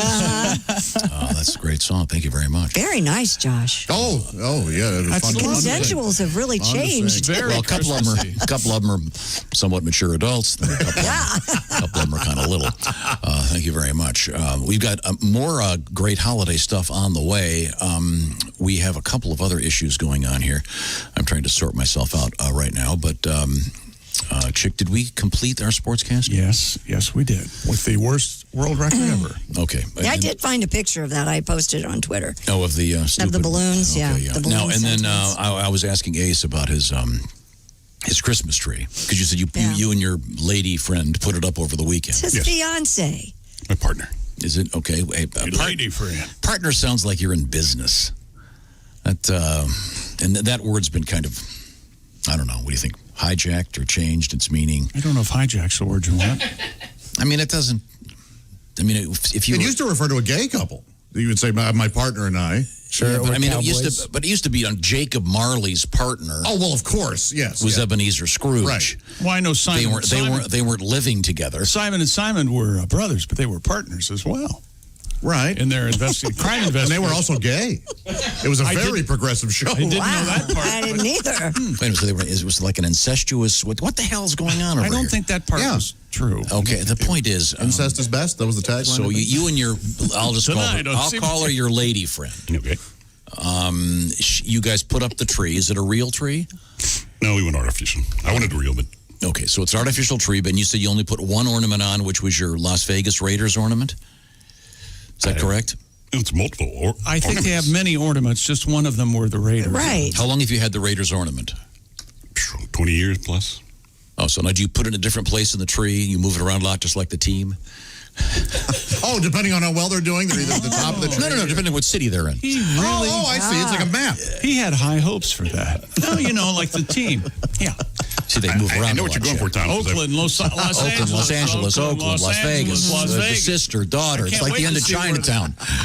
No, I know what you're going for, Tom. Once again, will you just give that movie a quick glimpse and you'll stop saying that, please? Back to incest. That's a great movie. Incest. Please stop. Chinatown is a great movie. I know, but that's troubling that you keep... When you want to talk about confusion. Boy, there's nothing more confusing, I'll tell you that. Okay. A little bit, maybe perhaps a little bit unsavory, certainly. All of this means one thing, and that is that Christy Lee is at the Navy Federal Credit Union news desk. What you got over there? Christmas shopping for little kids. Mm-hmm. Well, a recent study has found, Tom, children like material objects more than experiences. Researchers at the University of Illinois Chicago determined children between the ages of 3 and 5 prefer material things because their memory is not yet fully developed. Well, hell, that makes sense. I would say also in great quantity. Making it harder for them to understand or remember events such as a trip or a show. You can go to, most kids would rather have 40 things from the dollar store than one nice thing. Especially when they're little. They really love opening up little stuff. Researchers explain toys provide happiness anytime a child interacts with it. Yeah. By the way, if you want an experience, we got the little girls like a little pre-Christmas special thing. Of course you did. A little Sorry, tiny, Josh. Yeah. tiny. The pre-morning, Christmas morning, Christmas morning. How many of those do you have? Christmas starts December 1st. They get it. No, these days it was a Lego thing, but the advent calendar. Yeah, but geez, I mean, well. Here's another hour of your life trying to put this thing together. Yeah. If you're parents of older children between the ages of 13 to 17, they do tend to go more for the experience. It draws more happiness than physical items. Gotcha. Well, I'd like to see a teenage girl respond to that survey. I mean, it depends really like a trip to Hawaii or a trip to Disney World, something fun. You got to get up then and go. But there's still the thing. You take them on a nice trip, then Christmas Day arrives, and you go, where's my stuff? You go, well, we're at Disney World. Right. No, doesn't work. I was talking with my buddy yesterday. She said she got her niece a pair of overalls, and her niece is 3. Oh, that's adorable. My gosh. The niece opened the package and looked at her and said, well, this isn't a toy. Exactly. Exactly. Yeah. Socks, no. No. Shoes, no. I vote whenever I give clothes, I give them to the parent to open. And I give the kids the toys. Well, aren't you just all-knowing, so then your brother gets to go, this is great. I've got a 3-year-old's pair of jeans. All right, I take that back. I give it to the mother. She's still going, well, that'd be nice. Jewelry would have been better. I'd like some earrings. you're impossible to speak with. No one can do it. You're impossible to talk to. Stop talking. Conversation you blew it. The consensuals are missing in that, but that's a great I love your singing, Josh. Thank you very much. What Well, else if you have an adult that you're buying something for, you might want to consider the $6,000 plus custom iPhone 12 Pro. Yeah, it has a fragment of Steve Jobs' original turtleneck embedded in the Apple logo. I call BS. He wasn't contagious, was he? How do they know that? A company called Caviar has released this gem. The iPhone 12 Pro Jobs 4 collection is both dedicated to Apple's late co-founder. It comes in black and titanium, white and gold. They all feature Jobs' signature and contain a small square of his iconic black turtleneck embedded in the Apple logo. Really? Yes. Okay. Okay, the limited edition phone ranges in price from $6,490 to $10,140. Who is this for? I gotta have it. Oh, come on. Seriously. How would they know that? Well, if A, how would they know it's really one of his turtlenecks? And B, who'd really want those? Yeah, exactly. I don't know the. Somebody went and got the turtlenecks. Right. So, we're gonna chop these up for the iPhone 12. Is that what happened? You said $6,000? Oh, almost $10,000 for some of these. $6,000 to $10,000. Yeah. Yanked them from his grieving widow's arms. Pulled them out of the box, cut the turtleneck off of him, his dead body. For $20,000, we got the pubes we shaved off before the liver transplant. Yikes. Well, congratulations, you one-upped us. Yes. You know what? If this was a poker game, I would fold right now. Didn't he wear the same shirt every day? Wasn't that part of his thing? Jeans and a turtleneck? Well, it wasn't the same shirt. I mean, he had very... Right, but he had a uniform. Yeah. He had lots of different turtlenecks. I mean, if you want to do that for me, I've got like 50 shirts that all look the same. Sure. Is that where you do it? Do you think your iPhones would sell for $10,000? No, I don't. And I think anyone who buys one, I hope it works when they get to hell. Well, let's see. In the year 2020, you could have given some money to the poor or gotten yourself a $20,000 iPhone. Let me see. Do you like hot weather? That is just weird. Yeah, it is weird. It seems to be a narrow audience. The techie nerd or whatever. Well, and like the game worn aspect of it is weird for me because it's not like a Michael Jordan jersey where maybe he like sweating it and there's a certain amount of magic within that piece of clothing. It seems so unrelated to Steve Jobs. Wow. Okay, well, no thanks. I'll certainly pass on that, Christy. All right. What else you got? Today is International Monkey Day. No kidding? Yep. I don't know why. Monkey Day is not a day to monkey around. It's a day to celebrate and enjoy monkeys of all kinds. All right. All right. So there you go. Okay. Favorite monkey? Kind of I got to admit, I'm kind of a Mickey Dolenz. I was just going to say, I'm Mickey no, you got to go Davy Jones. What's wrong with you people? I liked him, but Mickey, very interesting guy. Better singer. Mickey Dolenz, better singer. No, just different singer. Sang a bunch of the really good hits. Man, yes, he did. I don't know who I think. Dolenz might be the better singer. God, Davy Jones thought he was Peter Noon. I love Davy Jones too. But He's so cute. A lot of fun. They were a lot of He fun. was so cute. The TV show was goofy. Oh, sure. Very silly. Here we come. Well, Nesmith is a weirdo. Yeah. So, yeah.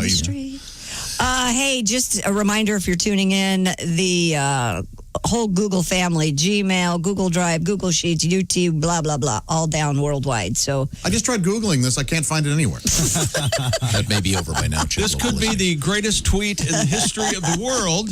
Our buddy Derek Schultz. Yep. Yeah. Sports know-it-all, Derek Schultz, this last tweet, it just simply says in all caps, I can't read my fan mail. Congratulations, sir. Wow. What a great tweet. Funny. That is terrific. And the quantity he gets, wow. Oh, boy. Huge. Yeah. Huge. Busy man. That's probably what broke it. Where do you find him if they want to send him some fan mail? It is, I knew you were going to ask me that. Well, I assume you just read it, isn't it right there? Well, I just scrolled up. What do you mean? There's also a bear sitting in a pool. Where can you find that? The people need to see that. How am I supposed to pay attention to Derek's Now, speaking of bears, over the weekend, I'm going to say it's at Did you see a bear? I went to the zoo. At Schultz 97.5. Whoops. Okay.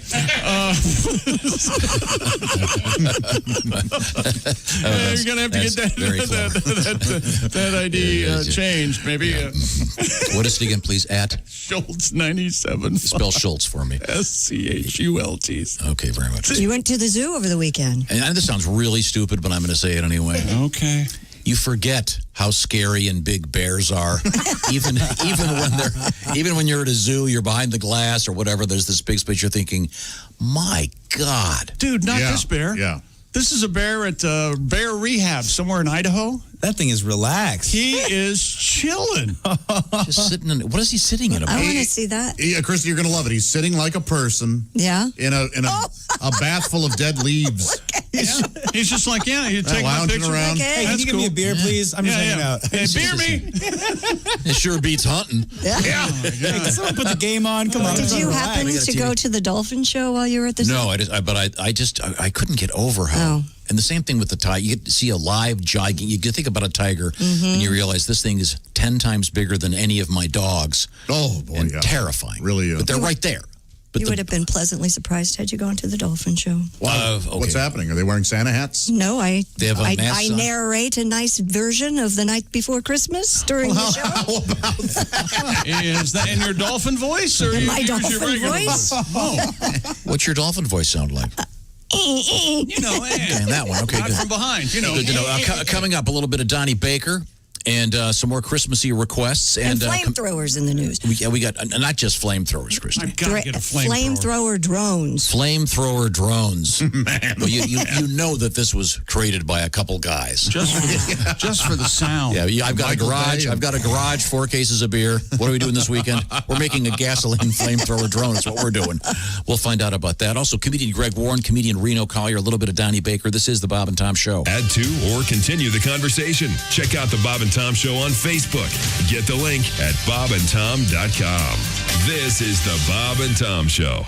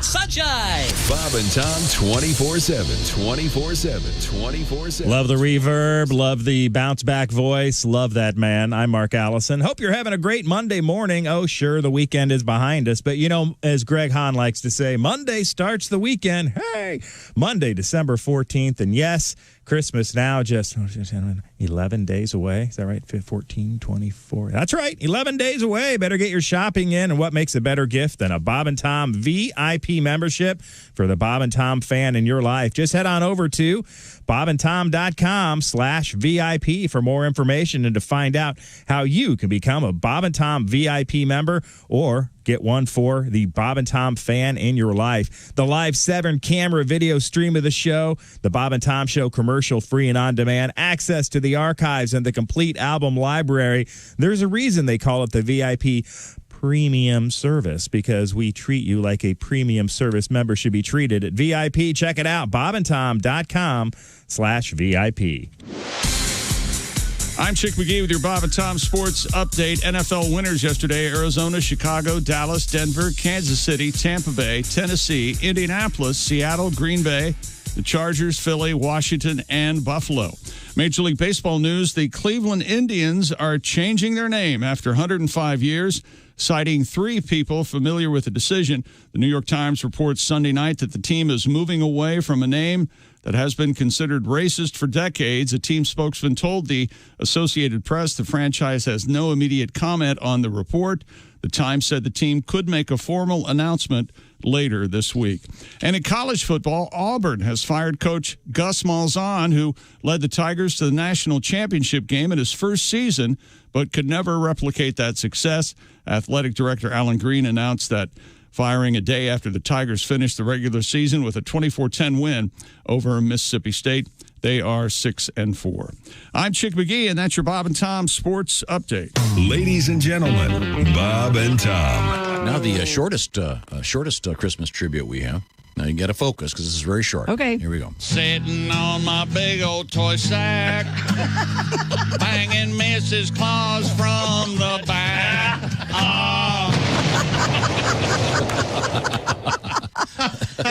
Was that the vocal stylings of Chick McGee? Sure sounded like it. That might be his greatest somehow hit. in the throwaway. I have no remembrance of that whatsoever. God, that's weird. Bob and Tom in the morning and highlights all day long. The Bob and Tom Show, weekday mornings at 6 a.m. Eastern on Bob and Tom 24/7. Hey, this is Henry Phillips, and you're listening to Bob and Tom 24/7. Well, what else would you be doing with your time? Time now for great moments in NFL history. The year 1976. The place, Miami, Florida. It was Super Bowl 10, and America was celebrating her bicentennial. The national anthem that year was performed by famous blind entertainer Tom Sullivan. Let's listen to this rare recording of his pre-game performance. Oh, say, can you see? Mr. Sullivan, What? you're not on the microphone. Take 3 steps forward. Oh, okay. It's this. Oh. By the dawn's early light.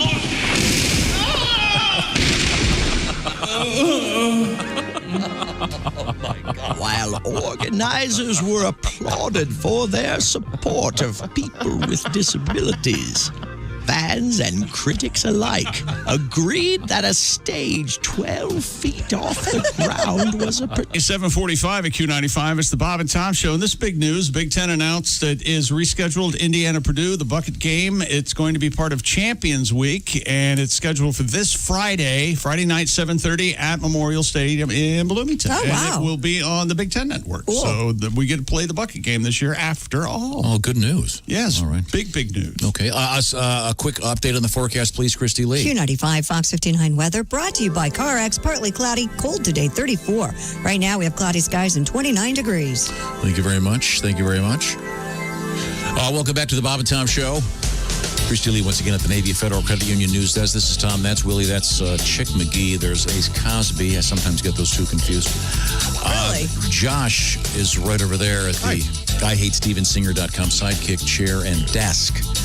And it's great to be back. We've got a couple Christmas requests. I thought we'd get to one right away. Ho, ho, ho. This is very important that we get these requests on immediately.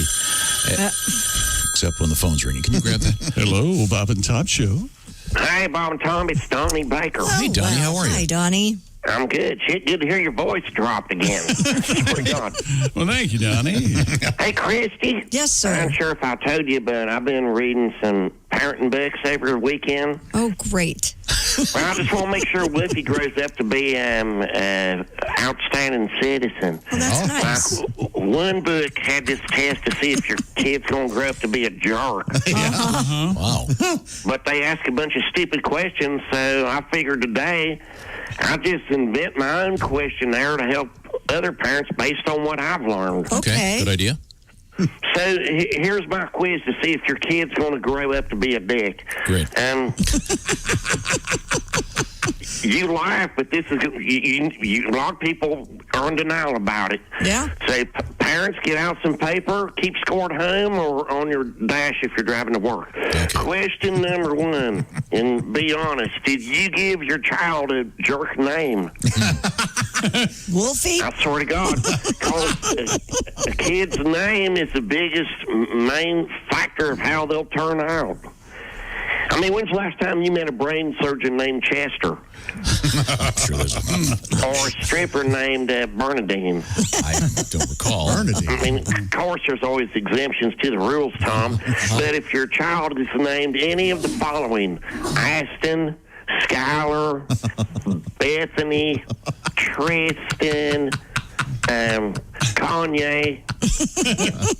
That's even his real name. It's probably something like Craig Jones. No idea. Well, then your kid's probably going to be a dick bastard. Okay. Oh. Question number one, part two. Did you name your kid after a car you could never afford, like Mercedes or Lexus or LeBaron? Then you're a jerk. Okay. And if you name your daughter Chevelle, then you're a hillbilly jerk. Okay. Oh, and this reminds me, if you didn't spell your kid's name good or like it's supposed to be, like if you spell Ashley with an I, right, and you dot the I with a baby heart, or you spell Jeffrey with a G, you're a huge jerk. Seems to be a blanket statement. If you named your kid something weird like Apollonia, or even worse, Nevaeh, I swear to God, that's right, Nevaeh. And your mom, Crystal, don't have to tell us every time. We know it's heaven spelled backwards. Oh, yeah. I swear to God. I'll say it right to her ECAF. You act like you're some master cryptocologist and nobody can break the white trash Da Vinci codes. You know? Maybe name your next kid Toity, because that's idiot spelled backwards. Look it up.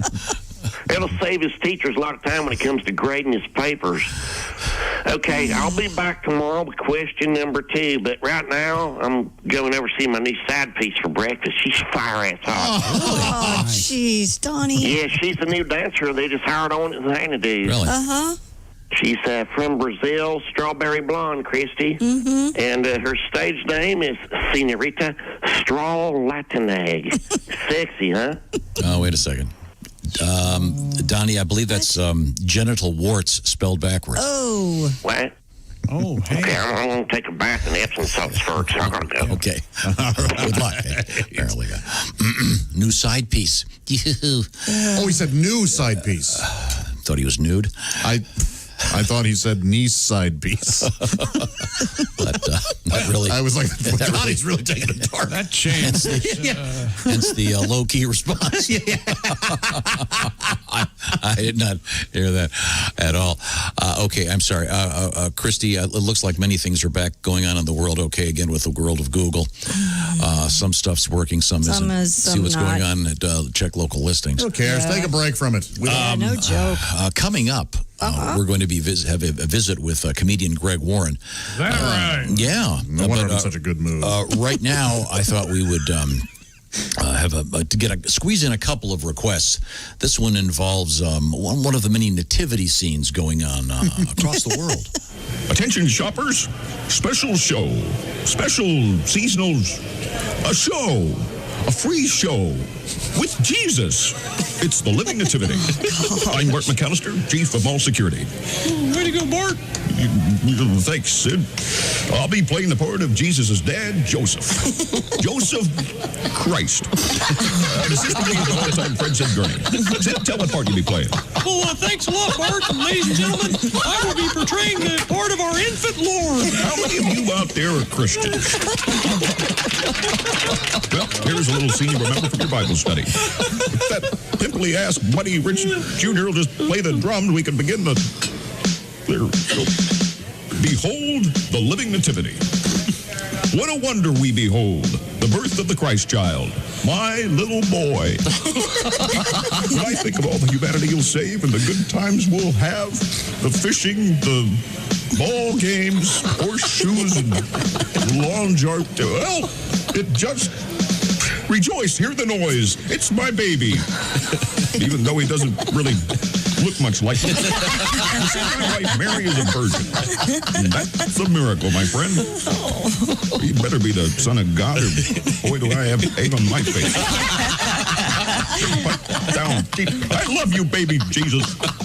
You should be able to hear him crying in the manger round. Now, what? That's your cue. Sid, start bawling. Come on, start. Damn it, no one can hear the Lord. Can we get a lavalier mic for the baby Jesus? This manger is an acoustic nightmare. I've been asked to tell you shoppers that these stuffed manger animals you see here, the mule, the burro, the steer, they're all available at Kit and Caboodle. We carry the new Super Nintendo. Now you're playing with superpower. Sid, tell them where you got your outfit. Well, Bart, I've been asked to tell you that my swaddling clothing is compliments of JJ's. JJ's, where big women find big bargains. Sid is Mike will continue with the living nativity. What gifts do you bear, oh three wise men? Oh, well, Bart, you forgot the line about the glorious star in the east. That's a key line. Sid, they're not paying me enough to worry about lines or... Mary, Mother of God, it's cold in here. I distinctly requested 2 space heaters, hot coffee, and a megaphone. Where does it say the baby Jesus talks? Huh? You little scene-stealing pain in the ass? I was just trying to tell you it's a key scene. I'm just trying to stick with the script, Bart. Oh, miracle of miracles. The baby Jesus can talk. I ought to get you in a little... Ow! Stop it! Well, how's that for you, huh? You're strangling me. Well, sure, it's hard to breathe. Living Nativity, next showing, 1 hour. I don't know if the baby Jesus is supposed to be in the script talking. I don't think so. Or an Easter thing. Well, thank you very much. Coming up, some more requests. Also, comedian Greg Warren will be joining us shortly, as well as comedian Reno Collier. Oh, he's all right. Yeah, he's good. Cool.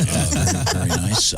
We have those monoliths are back in the news, but I love this headline: flamethrower drone, etc. We'll see what that's all about. This is the Bob and Tom Show. This is the Bob and Tom Show. Check out the Bob and Tom Show app and let your voice be heard. Our contact info is right there.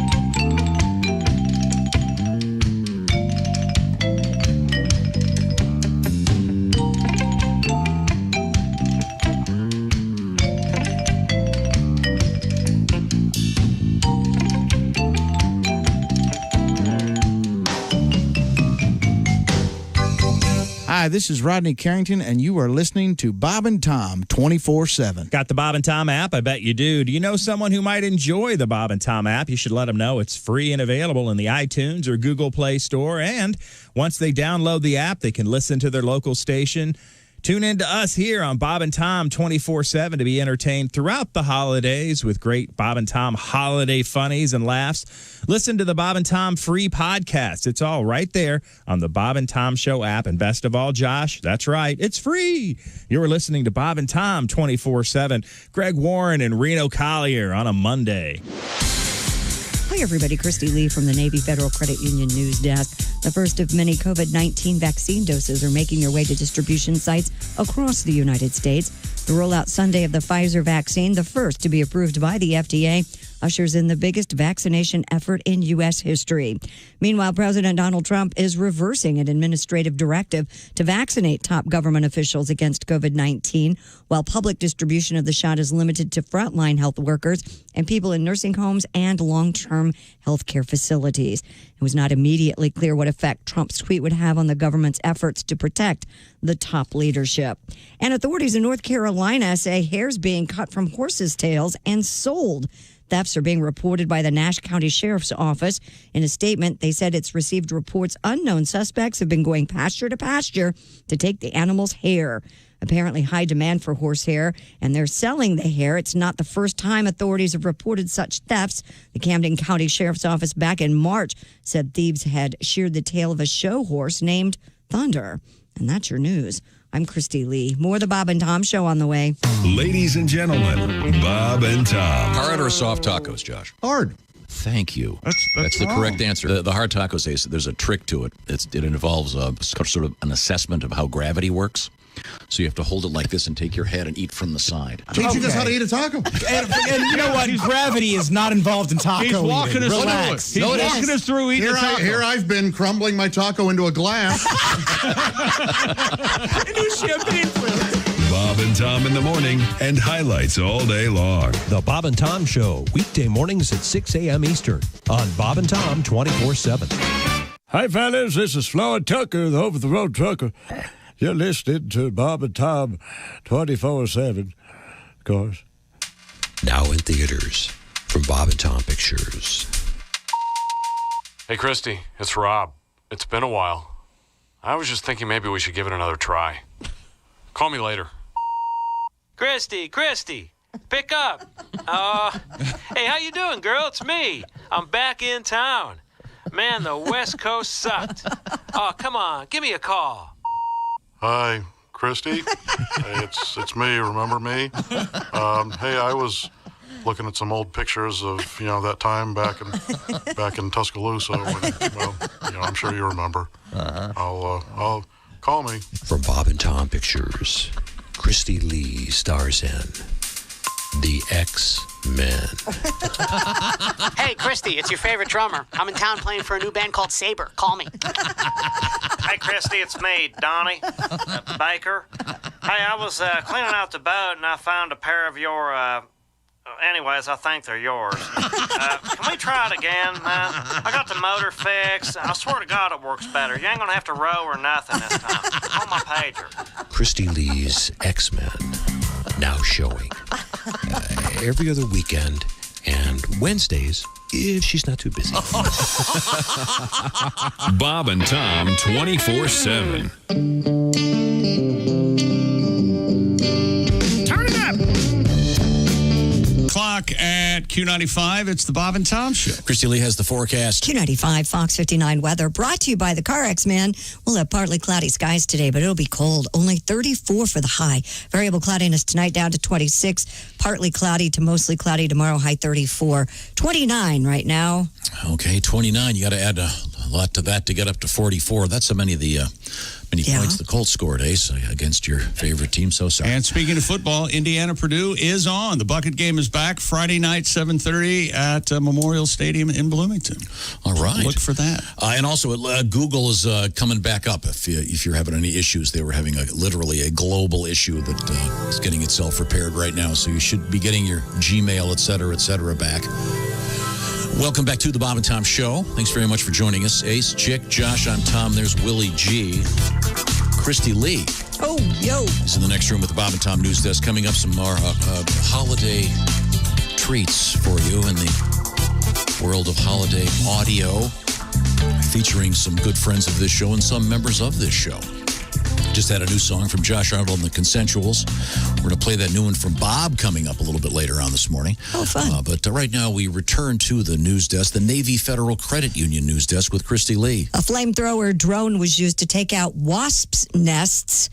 A Blue Sky Rescue, a volunteer search and rescue group, teamed up with villagers in Zhong County, China, to buy the drone and equip it with a gasoline tank as well as a nozzle. Videos show the drone hovering above a large hive before it swoops down and spits out a burst of fire onto the hive. Wow. Now, how cool is that? It's pretty cool. A flamethrower drone. A report from state. You know that this is going to be getting out of control. Oh. I didn't know they had these. Well, I think they kind of just made it invent for these this. guys. I think it's a couple of guys literally made Yeah. it in a garage. A report from state-owned Chongqing TV. We're on your side. Yeah, thank you. Dude, you nailed it. Stated the burning ashes of the wasp's nest gradually peeled off and fell, and the surrounding residents applauded the rescue team. The drone has been used to eradicate over 11 hives with over 100 more to go. Can I make a prediction? Yes. Within the year, we are going to get a news story about a gasoline spraying, flame-throwing drone gender reveal. It'll be some kind of hanging thing that they hover above it, set it on fire, and then, oh, look. Oh, it's blue. It's going to be a girl. It's pink smoke. And Look. then catches the forest on fire. Well, Great. I think that if you're going to do this, you might want to do this in an area where that's not an issue. Well, I'd hope. Yeah, that would be. Why are they killing these wasps? That's a good question, Josh. That's kind of what I was wondering. Maybe they think they're murder hornets. Well, you better find out before you. Yeah, you can't eradicate decimate all an the entire- wasps. Yes. Well, what kind of eradication operation are you running? Weren't you ever 14 years old and someone said, hey, there's a wasp nest.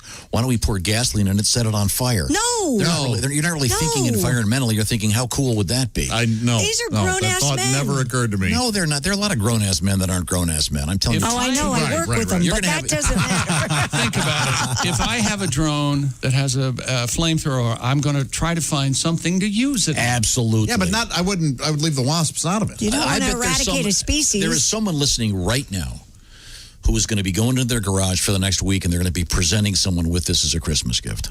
No. Oh, who wouldn't want a drone that I shoots wouldn't. gasoline? Don't they have... They're not using them on people yet. I just want to say that. Don't they have... do they have flamethrowers? You can get those delivered, right? They're on the internet. You can do that? Order up a flamethrower. Elon Musk. Yeah, right. Remember that yeah. a couple years ago? He had a flamethrower, but this is obviously a tiny flamethrower. An 'cause it's affordable gotta be, flamethrower. I've been around one. They're scary. Yeah, sure. Yeah, but how cool.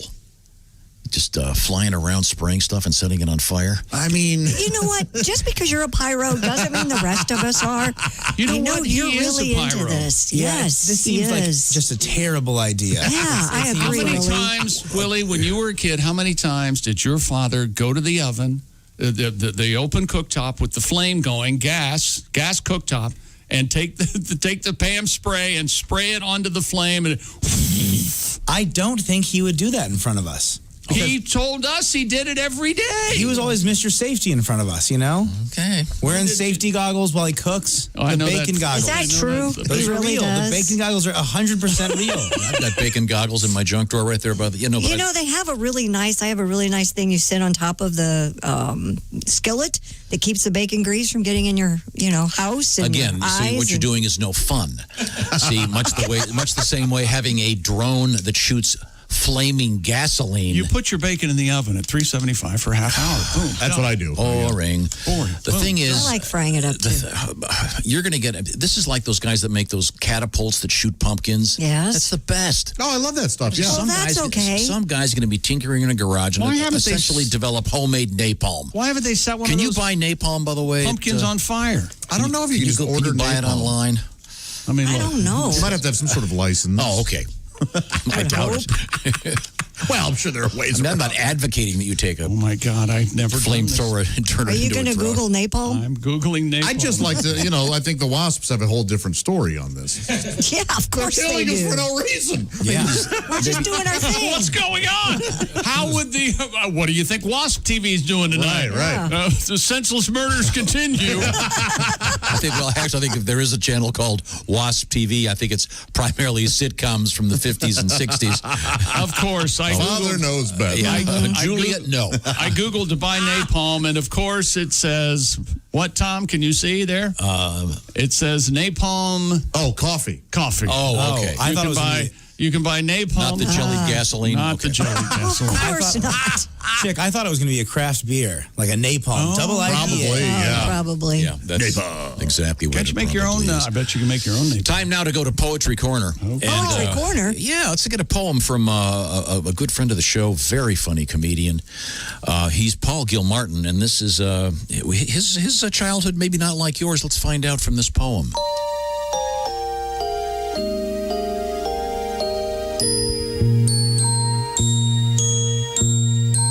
Eggnog, tinsel, falling snow, buttered rum and mistletoe, trimming trees and hanging lights, the sound of carolers fill the night. Shopping hours long and hard, Visa phones and canceled card, unpaid bills and mounting debts, family gathers, depression sets.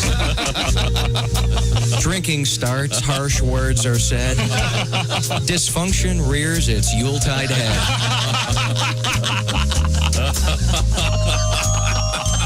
Argument turns to shoving. Drunken brother punches cousin. Tree tips over, popping lights. Curtains catch, house ignites. No one hears the reindeer cries. Wedged in chimney, Santa dies. Though he kicked and did perspire, his chestnuts roasted on an open fire. Paul Gilmartin, ladies and gentlemen. Thank you very much. Thank you. So, Christy, Yes, sir. I've been honing my idea while thinking here. What idea is So you that? get your flamethrower drone. Yes. All right. And you put your grill a little farther away from the house than normal. Okay? Yeah. You following me here? Yeah. As far as have I'd your like to guests go. over and go, okay, well, it's time to light the charcoal. Then out of nowhere, this drone comes. Apocalypse now over the trees. Dun, dun, dun, Dun, dun, dun, dun, dun. Descending on your grill. Whoosh. Lights it Lighting for your you? grill on fire with jellied gasoline. That's a great idea. Now, Well, your I don't- steaks are going to I'd have taste to a talk little to a funny. qualified physician or chemist. Is that going to taint the charcoal? Yeah, I would think. You're not going to be able to eat anything. As you might guess, there are all too many all too easy recipes for napalm online. I bet. Okay. It starts with wilderness survival or something. Oh, yeah, Okay. that's what I need in the wilderness is some napalm. Yeah. See, I'm assuming a flamethrower drone, it's probably going to be sort of limited in the amount of gasoline that it can spray. Yes. Because you got to get it to take off. So you're probably going to need a pretty big drone and a pretty small flamethrower. But And still, you're going to have to be okay with your imagination. It's going to have to be okay. I'm telling you, some guy listening right now, and it will be a guy, Yes. is going to spend the next week creating one of these, and we'll be getting a photograph of it soon. You Hey, should guys, get look what I comfortable with did. your drone not coming back, too, I don't think. If you spray someone with napalm, they're gonna bring try to bring the drone down. Yeah. Wow. Yeah. Oh, yeah. They sure are. Yeah. Now, I wonder if you could do it with some kind of non-toxic fuel so that you could, hey, are the steaks done, honey? Not yet. All of a sudden, the drone comes in. Again, Apocalypse Now style. Dun, dun, dun, dun, dun. And you do them Pittsburgh style, just charring the outside. What's Why don't Pittsburgh you do- steak again? Salt steak? How do you do that again? Pittsburgh style, you put like a quarter-inch of oil in an iron skillet and just burn the bejesus out of both sides of a steak, then it's kind of almost cold in the middle. Delicious. What about People the who newspaper? hate steak. What about the newspaper? What about the salt? Where's your... Oh, that's salt steak. That's Salt different. steak, that's totally different. Okay, sorry. Yeah, that's a different recipe. Check it out. It's very good. Clearly, I'm out of my depth. Yeah, it's very, very good. We're going to, speaking of steaks, I'm glad you mentioned this. Why? tomorrow, I think is tomorrow the Omaha Steaks Steak and Eggs breakfast. Yay! All right. Well, and it might be a butter extravaganza. That's all I'm saying. Oh, ladies and gentlemen, maybe not. I don't know. I ain't saying. I'm some just of saying. Jess Hooker's famous homemade butter. I ain't saying. I'm just saying. Yesterday, I used a great deal of butter. Yeah, on what? Frosting the Taylor Swift birthday cake that my little girls made with Kelly. Oh. Whose birthday? Taylor Swift. All right, I'm done. You hear that? You know what? Hang on a second. I'm literally done. What? Yeah, what is it? What? Yeah, we made a birthday cake. So for it's Taylor not Swift. enough you guys don't have. You have birthday cakes for half birthdays and quarter birthdays, and now celebrity birthdays. Oh my God! She's got a great new album out there, so why not help celebrate her birthday? The girls loved it. You know who cares less about this than us? Taylor Swift. She couldn't give a crap. Taylor Swift doesn't want anything little to do girls with you other than to tell you what to think. Okay, that's all she wants. She's an excellent artist, and what's wrong with you guys? Any occasion to make a cake. Used to play the banjo. Oh, you're right. You're right. No, I agree. I'm sorry. In Bosnia, we don't celebrate birthdays. No. Let's have some fun. You didn't have to bring Bosnia into this. Very nice. But I'll tell you what, I figured out. Celebration for their birthday? I You wasn't don't know? quite aware of why sometimes cakes taste so great. That I realized. Oh, that buttercream? Oh, my God. We went through more. We went through more butter, but You can't go wrong delicious. with cream cheese frosting. That's kind of anything you have to keep refrigerated. This was a cream cheese butter frosting. Excellent. Oh, Excellent. Very good stuff. Now, speaking of great gifts, Yeah? if it's your birthday or you're celebrating, whatever you're celebrating, Steven Singer's got something for you. Now, Josh happens to be sitting in the IHateStevenSinger.com sidekick chair. And actually, you may have noticed it before when we heard Josh Arnold and the Consensuals, the backup singers. Those were the Steven Singer singers. That's right. Oh, is that Yeah, they're in two right? different bands. Oh. So Steven has a bunch of great ideas for you. So why not log on? Go to IHateStevenSinger.com. One of the newest things from Steven, the brand new exclusive Star of Love diamond necklace. Fellas, you can never go wrong with I got this. one right here. Oh, There you go, my Christy. Steven sent me one. Gosh, love him. Oh, look Okay. at In fact, that. I should put it on. But Okay. look You at the go box to it's in. go to That's IHateStevenSinger.com right it's now. in a beautiful case. Look at If you do that. it today, by the way, it'll be there before Christmas. Real jewelry from a real jeweler you can trust. Steven Singer, famous for the 100-day, 100% no-hassle guarantee, so you can order with confidence. And if you get an order in before 2 o'clock Eastern, it will almost always go out that day. IHateStevenSinger.com. Lots of different stuff. Necklaces, you can't go wrong. Earrings, always a good idea. Christy's got her necklace right there. You can see it. IHateStevenSinger.com. Celebrate some cool stuff and have some fun. This is a big year, so make it a better year, finally. IHateStevenSinger.com. Tell them the Bob and Tom Show sent you. Coming up, this is an odd headline. Can you eat python? Well, Sure. they're going to try Absolutely. to. Well, not necessarily. I think if you I bread saw it it in the store you once. bread python with ranch dressing is delicious. The state of Florida is going to decide if it's permissible. man. Did we learn nothing from COVID? Stop eating these things. Well, anything to kill them is what I say. We'll be right back. This is the Bob and Tom Show.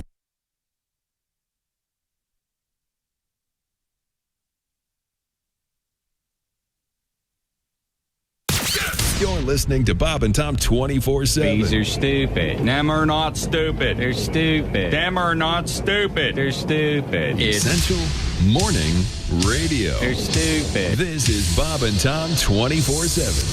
24/7. 24/7. Got plans for tonight? Well, so do I. 8 p.m. Eastern, 5 p.m. Pacific. It's Bob and Tom tonight. Over 20 minutes of the best of today's Bob and Tom Show on video tonight. Just head on over there. Tune in to Bob and Tom Tonight, Monday through Friday, 8 p.m. Eastern, 5 p.m. Pacific on Bob and Tom's YouTube channel. Head on over there and hit the red subscribe button and join over 100,000 other Bob and Tom fans from around the world who have subscribed to the Bob and Tom YouTube channel. It's free. It won't cost you anything. Click that red subscribe button and you'll be kicking back and watching Bob and Tom Tonight, 8 p.m. Eastern, 5 Pacific. Hi, everybody. Christy Lee from the Navy Federal Credit Union Entertainment News Desk. Dolly Parton is heartbroken to hear the death of Charlie Pride, and even worse to hear he died of COVID-19. She calls it a horrible, horrible virus. Meanwhile, the Country Music Association is pushing back against criticism that he died just weeks after appearing at the CMA Awards. Charlie Pride received a Lifetime Achievement Award at that ceremony in Nashville on November 11th, which was held indoors. The CMA says in a statement, Pride was tested for COVID-19 before he traveled to Nashville, after he arrived in Nashville, and yet again on show day. All those tests came back negative. He tested multiple times upon returning to Texas as well, with negative test results. Pride died Saturday in Dallas at the age of 86. Robert Redford has agreed to sell the Sundance Mountain Resort in Utah to a pair of real estate investment firms. Redford has reached an agreement to sell the resort to Broadreach Capital Partners, LLC, and Cedar Capital Partners, Limited. And a University of Louisiana student is crediting Nicki Minaj with helping him graduate. 3 years ago, Minaj paid for the school bills of several people on Twitter, provided they could prove they had straight A's. One of those people, Artavon Cook, was asked Minaj to cover his school bills of $1,300, and he graduated last week with a Bachelor's of Science in biology. He says the day was even more special because Minaj paid his tuition and it was her birthday. He plans to go to medical school this spring. And that's your entertainment news. I'm Christy Lee. More of the Bob and Tom Show coming up.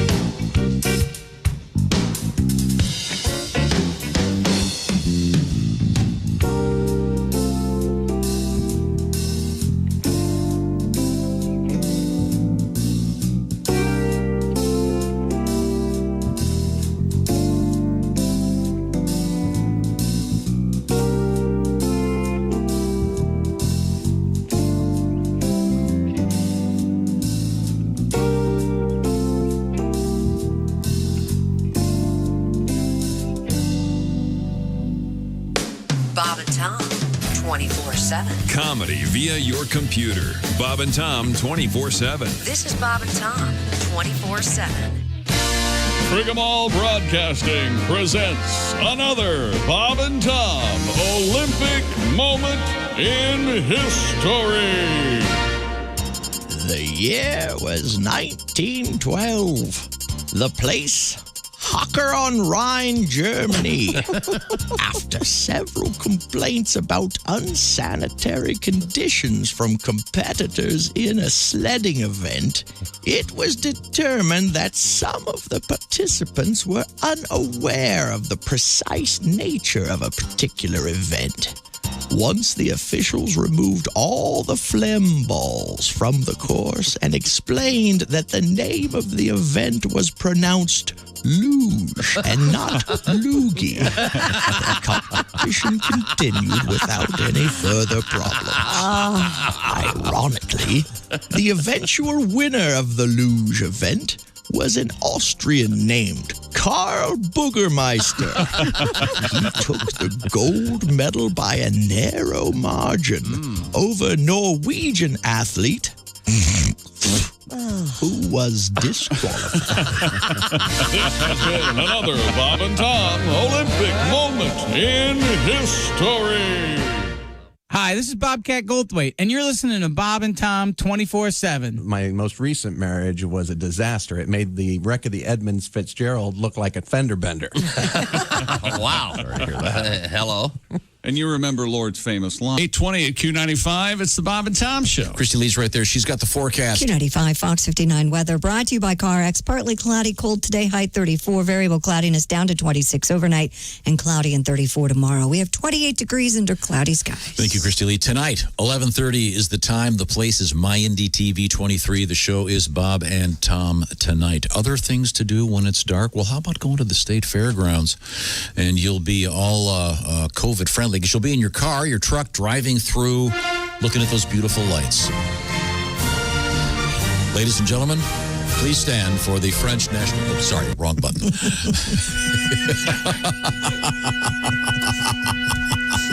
Welcome back. It's the Bob and Tom Show. Thanks very much for joining us. You're his kid. You want to do something? Completely insane. There's Willie, there's Ace, there's Chick, there's Josh, I'm Tom.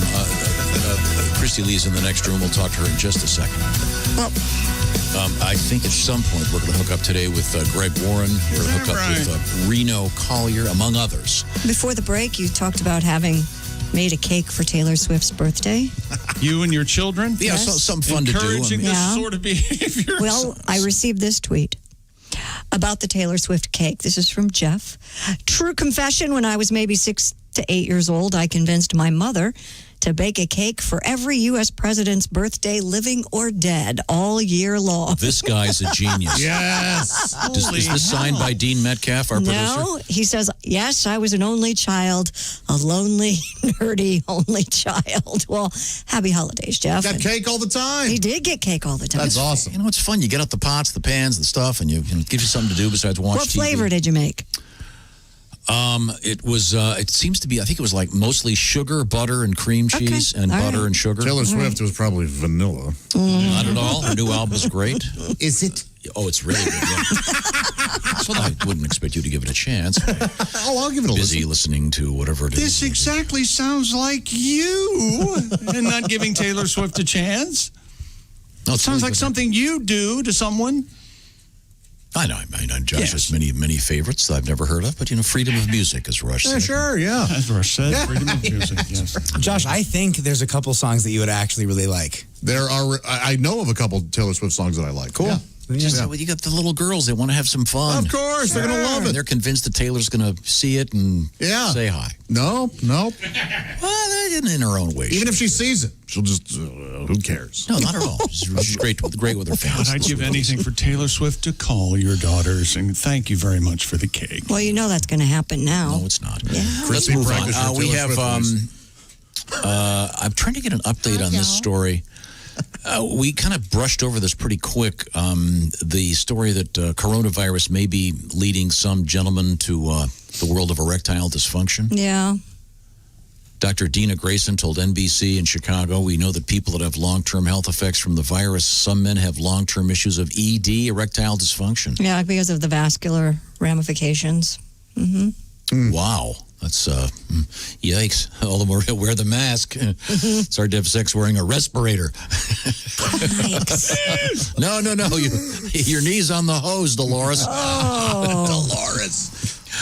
Actually, I was trying to find that thing about, I can't find it again, about the company that mixed up the I have that. The ED meds. Yeah, and the antidepressant stuff. Yes. Hold on, give me a second. There was an actual recall of this. So if Here it is. Pharmaceutical distributor Avcare recalled 2 of its drugs due to a, quote, product mix-up. The company said the erectile dysfunction drug Sildenafil was inadvertently packaged together with trazodone tablets. Trazodone is used to treat depression. Unintentional consumption of either drug can pose serious health risks. The tablets were inadvertently packaged together, and they were bottled by a third-party vendor. I'm not sure if they look the same, but apparently that could be a problem if you're... Doesn't trazodone sound like something from The Mandalorian? Yeah. Landing on trazodone. I have a friend who gives their dog trazodone because he's so hyper. Is that an off-label thing, or is that with legitimate... It's the veterinarian gave it to him. Yeah. Because I was saying, most dogs don't need ED drugs. I let my dogs drink beer. That'll settle them right down. No, trazodone is a depression thing. Fall right to sleep. Authority of old E, that dog's out. Darn right, they like it. Yeah. Well, this is interesting, Josh, because, if your antidepressant is confused with your erectile dysfunction drug, I'll say you won't have to use tears to lubricate anymore when you're self-pleasuring. Oh my God! Are you talking to me specifically, or I think he is. I was just stalling. Oh, there we go. I was just stalling, waiting to get hooked up. Oh, look at that! He's got a crossword puzzle. Look at comedian Greg Warren. Geek. Somebody told Warren that the blue hoodie brings out your eyes. Does it, Chick? Yeah. It does. We have been joined by comedian Greg Warren. Are you in St. Louis? I'm in St. Louis. Yeah, I'm at my place. Is that an actual crossword puzzle on your wall, or are you in front of a green screen with a? No, that's that is an actual. That's the first New York Times crossword puzzle. Oh, really? Yeah. Have you ever completed it? I haven't, man. I should, but I'm guessing it's probably pretty easy. I don't know if I'll know some of the references. They did it right after World War 2, or no, after the Japanese bombed Pearl Harbor. Oh, so there may be some rather insensitive answers. Yeah, maybe. right. Leader of Japan. Yeah, 3-letter. They'll have to change. They'll have to change the clue to something you ski down. I didn't think of that, Tom. I got the IP. What do you think the first letter here is? I got T-O-J-O. Yikes. What do you think? Okay. Now, Greg is a big fan of crossword puzzles, of course. We've talked about that many times. But now, you have your album out there. And you're also your video of one of your shows that is available, and we were trying to remember the title. It's I was saying, is it Where the Corn is Green, or is it Children of the Corn? No, I knew what it was called. It was Where the Field Corn Grows. That's very No, nice. Tom was right. Where the corn is green. Tom's right again. So that can be viewed on what format? Amazon Prime. Yeah. Okay, good to know. Good, and it's family friendly. Yes. Oh yes, yeah. Yeah. So you've been cooped up now for many, many months. Yeah, I have. It's got to cut into your dating. I mean, math, it's really math taking problem. it down. What's 0 minus 0? Tom, you're really swinging today. Anybody get a time on that? How quick did we get to that? This is amazing. Have you had any human contact at all? Yeah. I've done a couple shows here and there. I see my dad. My dad he's a woodworker, that's his hobby. He's really good. Mm-hmm. He does some really good stuff, and cut his finger off the other day. What? Yeah, this is not the first time this has happened. Really? Dad, we can only do this 6 more times. Yeah. And so we had to go to the urgent care, and they were like, this is serious. He needs to have hand surgery tonight, or he's going to damage his hand. Wow. So we go to this guy. We meet him down at his office, this hand surgeon, and it's kind of late at night. So me and my dad are the only ones in there, and we got to fill out the medical forms, right? Because it's a surgery, and he can't write because he's got half a finger, and so I have to fill out the medical stuff. And my dad's got some history. He's 76, and I'm writing it down. I know it. I've been there for a lot of it. It's 3 heart attacks, diabetes, kidney disease, 3 back surgeries, and then we get to the next question. I'm like, Dad, they want to know what medication you're on. He's like, I don't. He goes, just put none. I'm like, I think they're going to get suspicious when they see the 3 heart attacks, diabetes, kidney disease. No, this guy's fine. Yep, just 1 multivitamin every day. That's all it takes. I can't say I blame him. Did they sew the finger back on? Yeah. It was just like he didn't cut it all off, but it's a little shorter than it should be. Oh, okay. Man, oh man. Well, yeah. I've actually rushed someone to the hospital with their thumb in a baggie. Wow. Yeah. You don't hitchhike on my street. Said Griswold. If you're using a handsaw, remember don't Too unknown. cut right in the middle of the sawhorses. Vagabond. That'll show him. Yells Griswold. I put it on ice and did everything. Go back to the 70s, young man.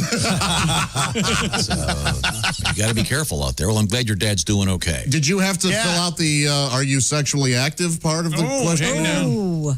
Ask your dad that. No, I don't remember that part. What you should have filled out is when they asked for what drugs he's on, you should have just put nothing but Viagra. Yeah, they get 3 a day. They do, yeah. He's okay. Okay, good. The hand surgeon was like a really nice guy, and it was just the 3 of us in there, and my dad wasn't out. So I was talking to the guy the whole time, and I go, hey, man, that's pretty specific. I was like, how many hand surgeons are there in St. Louis? And he goes, there's 3. He goes, there's 4 or 5 guys that dabble in it. I was like, dabble? What? I got to ask you right now, are you dabbling? Because I don't want you dabbling on my dad. No. I don't want any toe dipping. I don't want any side hustling. I want to see your W-2 right now, sir. And it better say 99% hand surgery. Dabbling is a work verb, or a hobby verb, not a work verb. Dabbling's something you do, and you would dabble and say woodworking, and you can see where that gets you. That's 4 fingers. Was your dad making a present for you for Christmas? Maybe. I don't know. I mean, he's always making something all the time. I'm sitting on a really nice bench for my dining room table that he made me. Is there a lot of blood on it? Did he sand it off before he lacquered it? I don't want you to feel guilty, Greg, but when I lost my finger, it was on the leg of this chair. I lacquered don't know it all why. up. So you'd My remember. dad grew up in Long Island. Tom just made him from Mississippi. I don't know why he would do it. Okay, well, your dad is a famous wrestling coach. Yes. Yeah. Once again, we're speaking with comedian Greg Warren, and Greg's. You can take some time during this holiday season to watch Greg's performance. It's excellent. It's A+. It's like an hour though, and it's called Me in the Cornfield. And yes, Chick, it is an hour. Man, I mean, that's a lot Very of time. funny. I'm sorry, it's where the field corn grows. That's right, not me in the cornfield. Okay, so and just remember, just start type out corn in that thing in your machine. It'll tell you. Well, no, type out Greg Warren. I think No. There are many Greg Warrens. You don't want to do that. You're going to end up watching Children of the Corn 3. Yeah. Have you ever considered going with GREGG? Oh, triple No, I don't G? care for it. Yeah, I don't care for the extra G, man. It's, Greg, okay. Just wait a minute. It's Greg? I thought it was Craig. Are you kidding me? My dad passed away thinking your name was Craig. I bet he did. Hey, how's your buddy Craig doing? Yeah, how long does Craig he have Warner? to do that before you'll even bother correcting him? Right. God, man, that Craig Warner's funny. You know him, Greg? She related to our quarterback. Oh, man, that's funny. Greg, so no dating again. Are you cooking a lot at home? Yeah, quite a bit, man. A lot of baking because it's the holiday season. Oh, what you making? Really? Yeah. Did you do a birthday Man, cake? I did pies for Thanksgiving for the Did first you? time Yes, ever. Greg, you and I were speaking on the phone, and you said you were going to even make your own crust. How'd it Made go? my own crust. I actually bought pumpkins and baked the pumpkins. Are you serious? Yeah. Wow. Yeah, it was really good. I made a sweet potato pie. Good So for who's you. eating this food? My family, you know. He has a family, Tom. What Hey, Tom, I'm a good baker. So I was just going to say, when you made that pie, did you ask your dad to put his thumb in it? Oh, I forgot. He doesn't have one for making that bench. You know what his dad said, though? I ain't putting my thumb in no pie myself. Ain't no way I'm doing that. Ain't no way in hell. What, you crazy? It's supposed to be 3 G's on Greg. Chick has made my dad that guy that sings "Grandma Got Run Over by a Car." What the hell your problem is? You hear this guy, Greg Warren? He's funny, Craig. So, of your family, who is present and accounted for these days? I mean, you have like a brother or something? You know who's going to actually... I got 2 brothers. My brother Devin. Are they in town? Yeah, they're in town. My brother Matt, he's got a place actually down in Mississippi with his in-laws. Okay. And so the in-laws, he's down there. Yeah. Yeah, his people. Did he give you any grandbabies? So, as far as I can figure, you're sharing those pies with your dad and your other brother. Is that correct? Yeah, for Thanksgiving, my dad and my brother Devin and my sister-in-law Jara. Yeah, they all. Jara, what the hell kind of name is that? What is she? She from Superman comics? Oh boy, careful. Jor-El. Oh, Jara. Your Kal-El. father-in-law, Kal-El. Thanks for calling, Greg. He's not doing anything right now. He's just sitting there. Now, when you got on stage recently for the first time in quite some time, did you remember your act? Yeah, it doesn't take that long. It takes. You're right back in the middle, in the swing of things when you get up there. Yeah, I mean, I think that, like that first 10 minutes you're wondering, and then you get back into it. I did. You know what? Nikki Glazer and I did a gig a while back. Name drop. Yeah, I did. Well, it certainly wasn't in the bedroom. I'll tell you that. Yeah, no, it wasn't. Nikki and I get together every now and then, have coffee outside, and we went and did this gig in Indiana. And I got to tell you, this is the best time I've had during the pandemic. We stopped at a Starbucks, okay, and I don't know if you guys have been to a Starbucks during the pandemic, but they sort of shut the bathrooms. You know, they have like signs up that say you can't go in, and they have like. Like orange cones up. Right. But just so you know, like the staff has to pee somewhere. Like they're open. You can go in there. You know, right. Like I just walk in and just go in, and by the time you get in there, it's like base. I'm on base. So I go to the bathroom, right, and I come out, and it's all fine. And Nikki's like, I gotta pee. I'm like, just go. She's like, I don't want to get in trouble. She doesn't like attention. I'm like, you're not going to get in trouble. They're not going to say anything. I went. It's like the airplane. They can't tell you it's okay to get up and go to the bathroom when the seatbelt signs off. But if you go, they're not going to stop you. So finally she just walks, and she walks all the way down to the counter, and she gets like right to the door, and I go, ma'am, you're not supposed to go in there.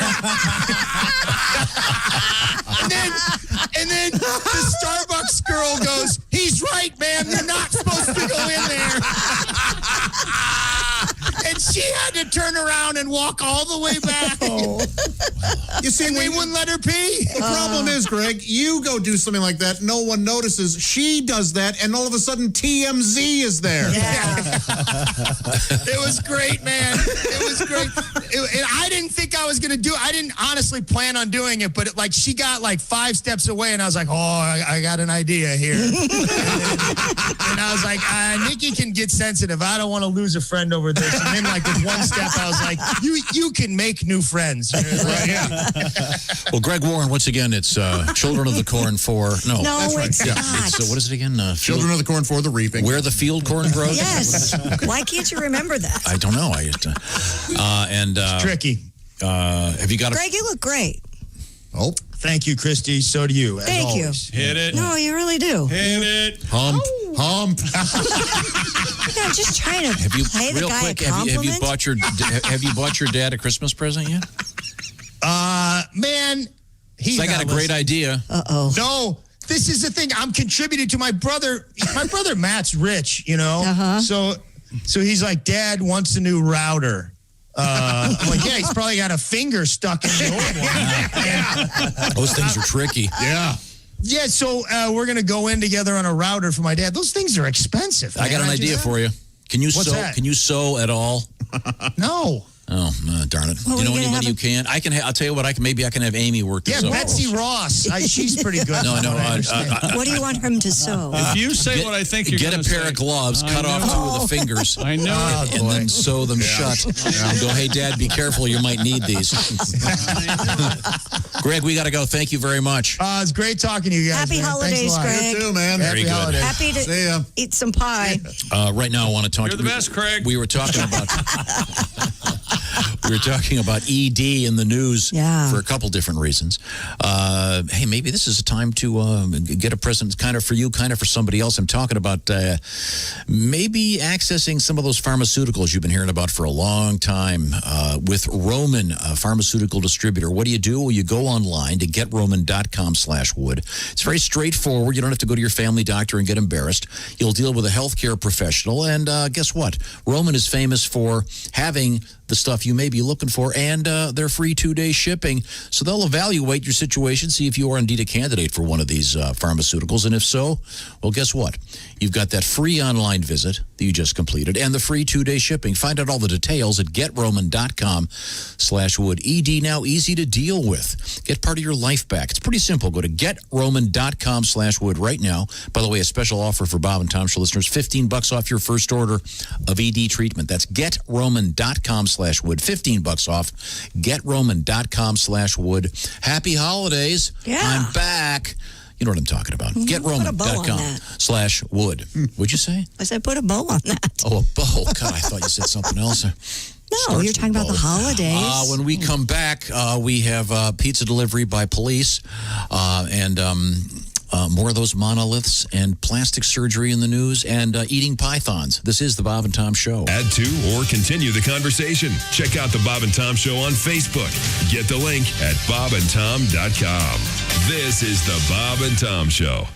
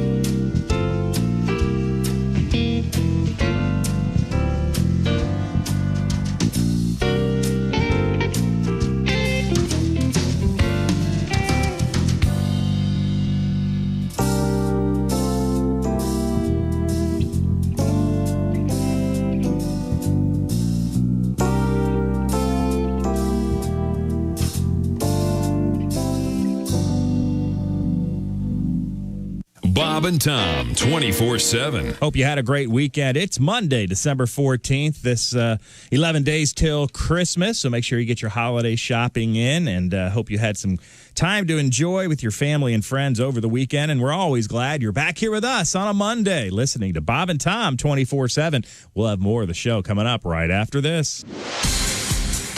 I'm Chick McGee with your Bob and Tom Sports Update. NFL winners yesterday: Arizona, Chicago, Dallas, Denver, Kansas City, Tampa Bay, Tennessee, Indianapolis, Seattle, Green Bay, the Chargers, Philly, Washington, and Buffalo. Major League Baseball news: the Cleveland Indians are changing their name after 105 years, citing 3 people familiar with the decision. The New York Times reports Sunday night that the team is moving away from a name that has been considered racist for decades. A team spokesman told the Associated Press the franchise has no immediate comment on the report. The Times said the team could make a formal announcement later this week. And in college football, Auburn has fired coach Gus Malzahn, who led the Tigers to the national championship game in his first season, but could never replicate that success. Athletic director Alan Green announced that firing a day after the Tigers finished the regular season with a 24-10 win over Mississippi State. They are 6-4. I'm Chick McGee, and that's your Bob and Tom Sports Update. Ladies and gentlemen, Bob and Tom. Hey, y'all. I heard you were talking about selling Christy panties. Yes, sir. Yes. The way he said panties. Yeah, talking about them panties. I don't think that's appropriate talk on the radio. I agree. I think Christy, I'd like to apologize on behalf of all men out here. Thank you. And I did want to find out, though, what do you reckon you might charge to wear a pair of my underwear? Right. $500. Is that going to include postage? Yes, yeah. Shipping and handling? And I want extra handling. Yeah, there'll be extra handling. Yeah. Bob and Tom in the morning and highlights all day long. The Bob and Tom Show, weekday mornings at 6 a.m. Eastern on Bob and Tom 24/7.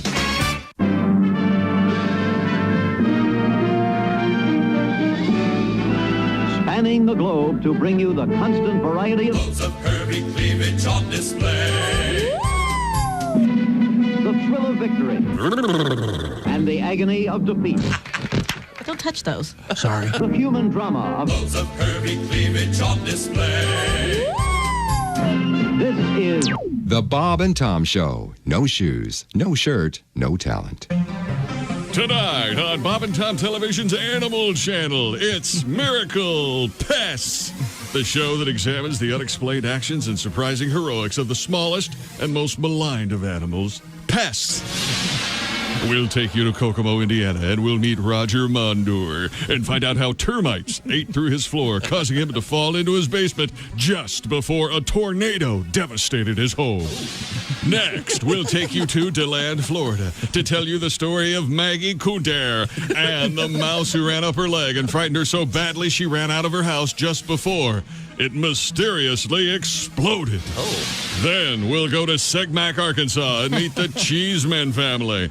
We'll hear their true story. A swarm of Canadian wasps attacked and repelled an armed intruder as the Cheeseman family napped in their home following a baked bean dinner. Finally, we'll meet Harriet Billingsley, who, upon discovering a swarm of pubic lice, rushed to the drugstore to get a bottle of Quell shampoo and, on impulse, purchased what turned out to be $1 million winning lottery ticket. Join host Dick Verman tonight for Miracle Pests. Miracle Pests, only on Bob and Tom Television. You're listening to Bob and Tom 24/7. 46 at Q95. It's the Bob and Tom Show. Thank you very much, Chick McGee. Christy Lee has an update on the forecast. Yeah, partly cloudy today. Look for a high of 34. Cloudy tomorrow, 34. 28 right now. Thank you, Christy. One of the cool things you can do is check out the lights at the Indiana State Fairgrounds. Probably a little less crowded on the weeknights. I highly recommend it. It's a lot of fun. And Friday night, the bucket game is back on 7:30 from Memorial Stadium in Bloomington. You catch that on the Big Ten Network. So IU Purdue Friday night. All right. I'll also remind you that our TV show is on. It's called Bob and Tom Tonight. It'll be on at 11:30 this evening on My Indy TV 23. Hope to have you see us there, if you will. Thank you very much. Welcome back to the Bob and Tom Show. It's great to be here on this, the 14th of December, 2020. We were just talking about how sometimes you call someone by the wrong name the whole time. Yep. I think I might be doing that to one of my neighbors, but I'm too embarrassed. Well, I swear. I just got this message here in the Bob and Tom Show. Dear Bob and Tom, my neighbor across the street, for 10 years, I called him Bob. One day, his wife told me the day we were moving, his name is Lowell. Lowell! Wow, that's quite a stretch. Whoops. Wow. Wouldn't you think maybe the guy would have corrected him at some point? Yeah, I mean, there's that social awkwardness, but I don't think it's that. I just go, hey, you know what? It's Lowell. Yeah, it's all right. You know. Yeah, so if I'm calling this guy the wrong name, he would probably say something, right? No, not necessarily. Maybe not. Oh. I have a trick for this. Okay. I have a trick that I've used for this. When I introduce someone to someone else, I go, hey, I know this is kind of weird. Do you spell your name the regular way, or is yours like a different way? Oh, no, it's B-O-B. Yeah. And sometimes it doesn't work. But if it's a name like Alex, you know, there are names. There's a certain way. There's a typical and an atypical. That's a roll of the dice, though. Mm-hmm. Yeah. I have no problem. No, it's Bob. B-A-U-B is Bob. Yeah. I have no problem going, I am so sorry, I don't remember your name. Wow. I say it all the time. Dad. Oh, that's right. Yes, I apologize. I meet a lot of dads, and it's hard to keep. Hey, Big Dad, what's going on, Dad? Do you have the slang nickname for somebody if you forget their name? I mean, like Buddy. I'll do that. Hey, Buddy. Hey, Pally. Hey, Chief. Hey, big guy. Hey, Sporto. Well, that's why I said, because wasn't Babe Ruth famous for calling everybody Dad? Hey, Dad. Didn't want to remember his name. I think so. I think he was the one. I don't blame him. Yeah. No, I don't have that, but we're surrounded by people that do that, but I can't say I blame them sometimes. Now, Christy Lee was once again at the Navy Federal Credit Union news desk. What have you got? Florida may start allowing the consumption of pythons and python eggs. Carly Siegelson, a spokesperson for local wacko Florida Fish and Wildlife. No, she's just let her finish. She's a spokesperson for the Florida Fish and Wildlife Conservation Commission and said, quote, "We would like to use consumption as another way to encourage people to remove pythons in Florida if the meat is safe to eat. Officials are currently researching the matter as some large snakes contain mercury. a neurotoxin that is dangerous to humans. If the mercury levels are found to be safe, the state will allow people to eat the reptiles. Crazy about that mercury. If allowed, Burmese pythons would not be the only invasive species on the menu. Other animals that you can eat apparently in Florida include lionfish and iguanas. Wow. Well, you could make a really cool, what is that called when you grill something on a spit? A shish kebab? Like, yeah, but you could take a, Oh, like a hog? 20-foot like a hog snake, roast? you build a really long. Oh, I see that. Oh, yeah. You'd have to have a long shish. Yeah, Is that what, which is the shish and which is the kebab? Kebab is what goes on the shish. Wow. It's the shish kebab. I have very nice shishes. I'm calling bullshit on that. Yeah. I'm saying this whole year's been a shish Fine, show. go ahead. I'm surprised I didn't. Show your ignorance. I don't care. It's shish. I told you there was a grocery store near us that opened, and one of the first times I went in there, it's huge. Tom, you know which one I'm talking about. And they had python in the butcher's. Ah, yes, the Wuhan market. I was shocked. I couldn't believe it. On that. I said thank you. It's right next to the bat. I think they quickly realized there was no market for python My here. crazy friend here might just have a point about what we should and shouldn't eat. Maybe knock it off. Yeah, maybe we. Okay, here we go. Here's a different article. This woman's name is Donna Khalil. Mm-hmm. She is a python hunter for the South Florida Water Management District. She eats python several times a week. She makes python jerky, python chili, and python stir fry. There you go. She also cooks it in a pressure cooker for 10 or 15 minutes and sautés it with onions and garlic. What about chicken pot python? Oh, nice. Oh, why not? Yeah. That's stellar, Let me tell you something. That's solid gold. And yes, I'm overly laughing because I felt bad earlier. Chicken pot python is you can go really shepherd's good. python. There's a few. Oh, shepherd's python. That actually sounds pretty good, I That's think. the better, yeah. Good old shepherd's Because python. otherwise you've got chicken and python in it. Right, You just want it. So shepherd's. That's right. Right. Shepherd's pot python could be anything. That's right. We're doing stuff off the air on the air now. I don't Would know. you eat python? I don't know. We ate alligator that one time. Remember that? Yes, we did. All that stuff, usually they just deep fry it so Yes. it just tastes like breaded something chewy. Yeah. That's why God But I mean, invented if the ranch notion is, dressing. are people going to, you got to really know what you're doing to hunt pythons. This isn't just. It's on TV. Don't you watch that show? It's amazing. But you've got to really be careful. Yes. They do have to do something about all the pythons. There's a python problem. And I always wonder. I'm not sure those saying, hey, you can eat him is going to send people. Well, I wasn't going to go out there Right. and That's endanger my exactly. life with the gators and the snakes, but now I am so I can get a free couple of meals of python. I always wonder when you're watching that show what the cutoff time is before they intervene, because the cameraman's standing right there and the guy's got the python wrapped around him, and it's like, how much longer is this going to go on? Well, as a true journalist, you're not supposed to. You're not supposed to enter the story. So it's, hey, sorry, Dave, you're going to die, but we'll pixelate it out when you take your last breath. We got some great scary. video. What if you heard python were filled with caramel? Oh, like if you squeezed them, you can dribble creep it. me out. Now what are you saying, huh? Okay. Now, mice. Christy. Hey, we do have another story with animals, and we never got to this last week. A humpback whale was spotted Monday in the Hudson River near an area between Manhattan All right, stop what and you're doing. Weehawken. The humpback whale. It's a Humpty whale. Video shared on Twitter showed the whale near New York City's Pier 84 around 4:15 p.m. Experts say whales are migrating south, but have stopped in the New York area because of an abundance of food sources. It sure wasn't Joy Behar. Taking a dip. What did she do to you? I mean, I'm not criticizing. I was going to make a joke about stopping in for a New York slice, but no. Yeah. I was going to go back to the Humpty Dance. I think that's a great song. Love the Humpty Dance. Or is it, Tony Fatso Granito? It could be What Granito. happened to him? Okay, that's really cool. Did you see the exciting. photo? It's really I neat. did see the photographs. That's amazing. They're kind of an ugly whale, though, aren't they? Yeah, but you don't expect to see a whale in the You sure don't. Manhattan skyline. It's pretty cool. Yeah, it is very cool. Come, give me the teaser, Christy. I know we got we have a big business for plastic surgeons thanks to Zoom. Oh. And Santa's in the news. He may have caught a thief. And we have pizza delivery must go on no matter what. That's right. I couldn't agree more. When we come back, this is the Bob and Tom Show. Keep us with you at all times. Get the Bob and Tom app now at your app store. State law.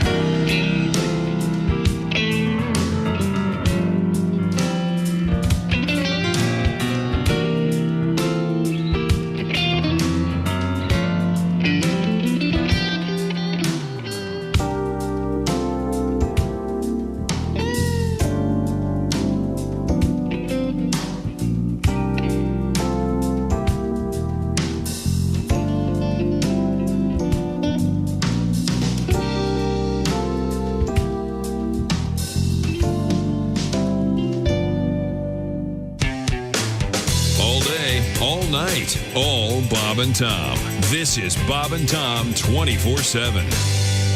It's the laughter after the Bob and Tom show. Just keep it tuned right here to Bob and Tom 24/7, and we'll roll into Ace Cosby. He's your host for Bob and Tom's Work Farce. All the fun without really too much effort. Just keep your smile going all day and keep your coworkers guessing what's making you so happy. It's us right here on Bob and Tom 24/7. And don't forget, like Santa, it comes but once a year. We're going to be playing Christmas comedy cuts from Bob and Tom all season long right here on Bob and Tom 24/7. Ho, ho, ho. Hi, everybody. Christy Lee from the Navy Federal Credit Union News Desk. The first of many COVID-19 vaccine doses are making their way to distribution sites across the United States. The rollout Sunday of the Pfizer vaccine, the first to be approved by the FDA, ushers in the biggest vaccination effort in U.S. history. Meanwhile, President Donald Trump is reversing an administrative directive to vaccinate top government officials against COVID-19, while public distribution of the shot is limited to frontline health workers and people in nursing homes and long-term health care facilities. It was not immediately clear what effect Trump's tweet would have on the government's efforts to protect the top leadership. And authorities in North Carolina say hair's being cut from horses' tails and sold. Thefts are being reported by the Nash County Sheriff's Office. In a statement, they said it's received reports unknown suspects have been going pasture to pasture to take the animal's hair. Apparently high demand for horsehair, and they're selling the hair. It's not the first time authorities have reported such thefts. The Camden County Sheriff's Office back in March said thieves had sheared the tail of a show horse named Thunder. And that's your news. I'm Christy Lee. More of the Bob and Tom show on the way. Ladies and gentlemen, Bob and Tom. Now the shortest Christmas tribute we have. Now you got to focus because this is very short. Okay. Here we go. Sitting on my big old toy sack, banging Mrs. Claus from the back.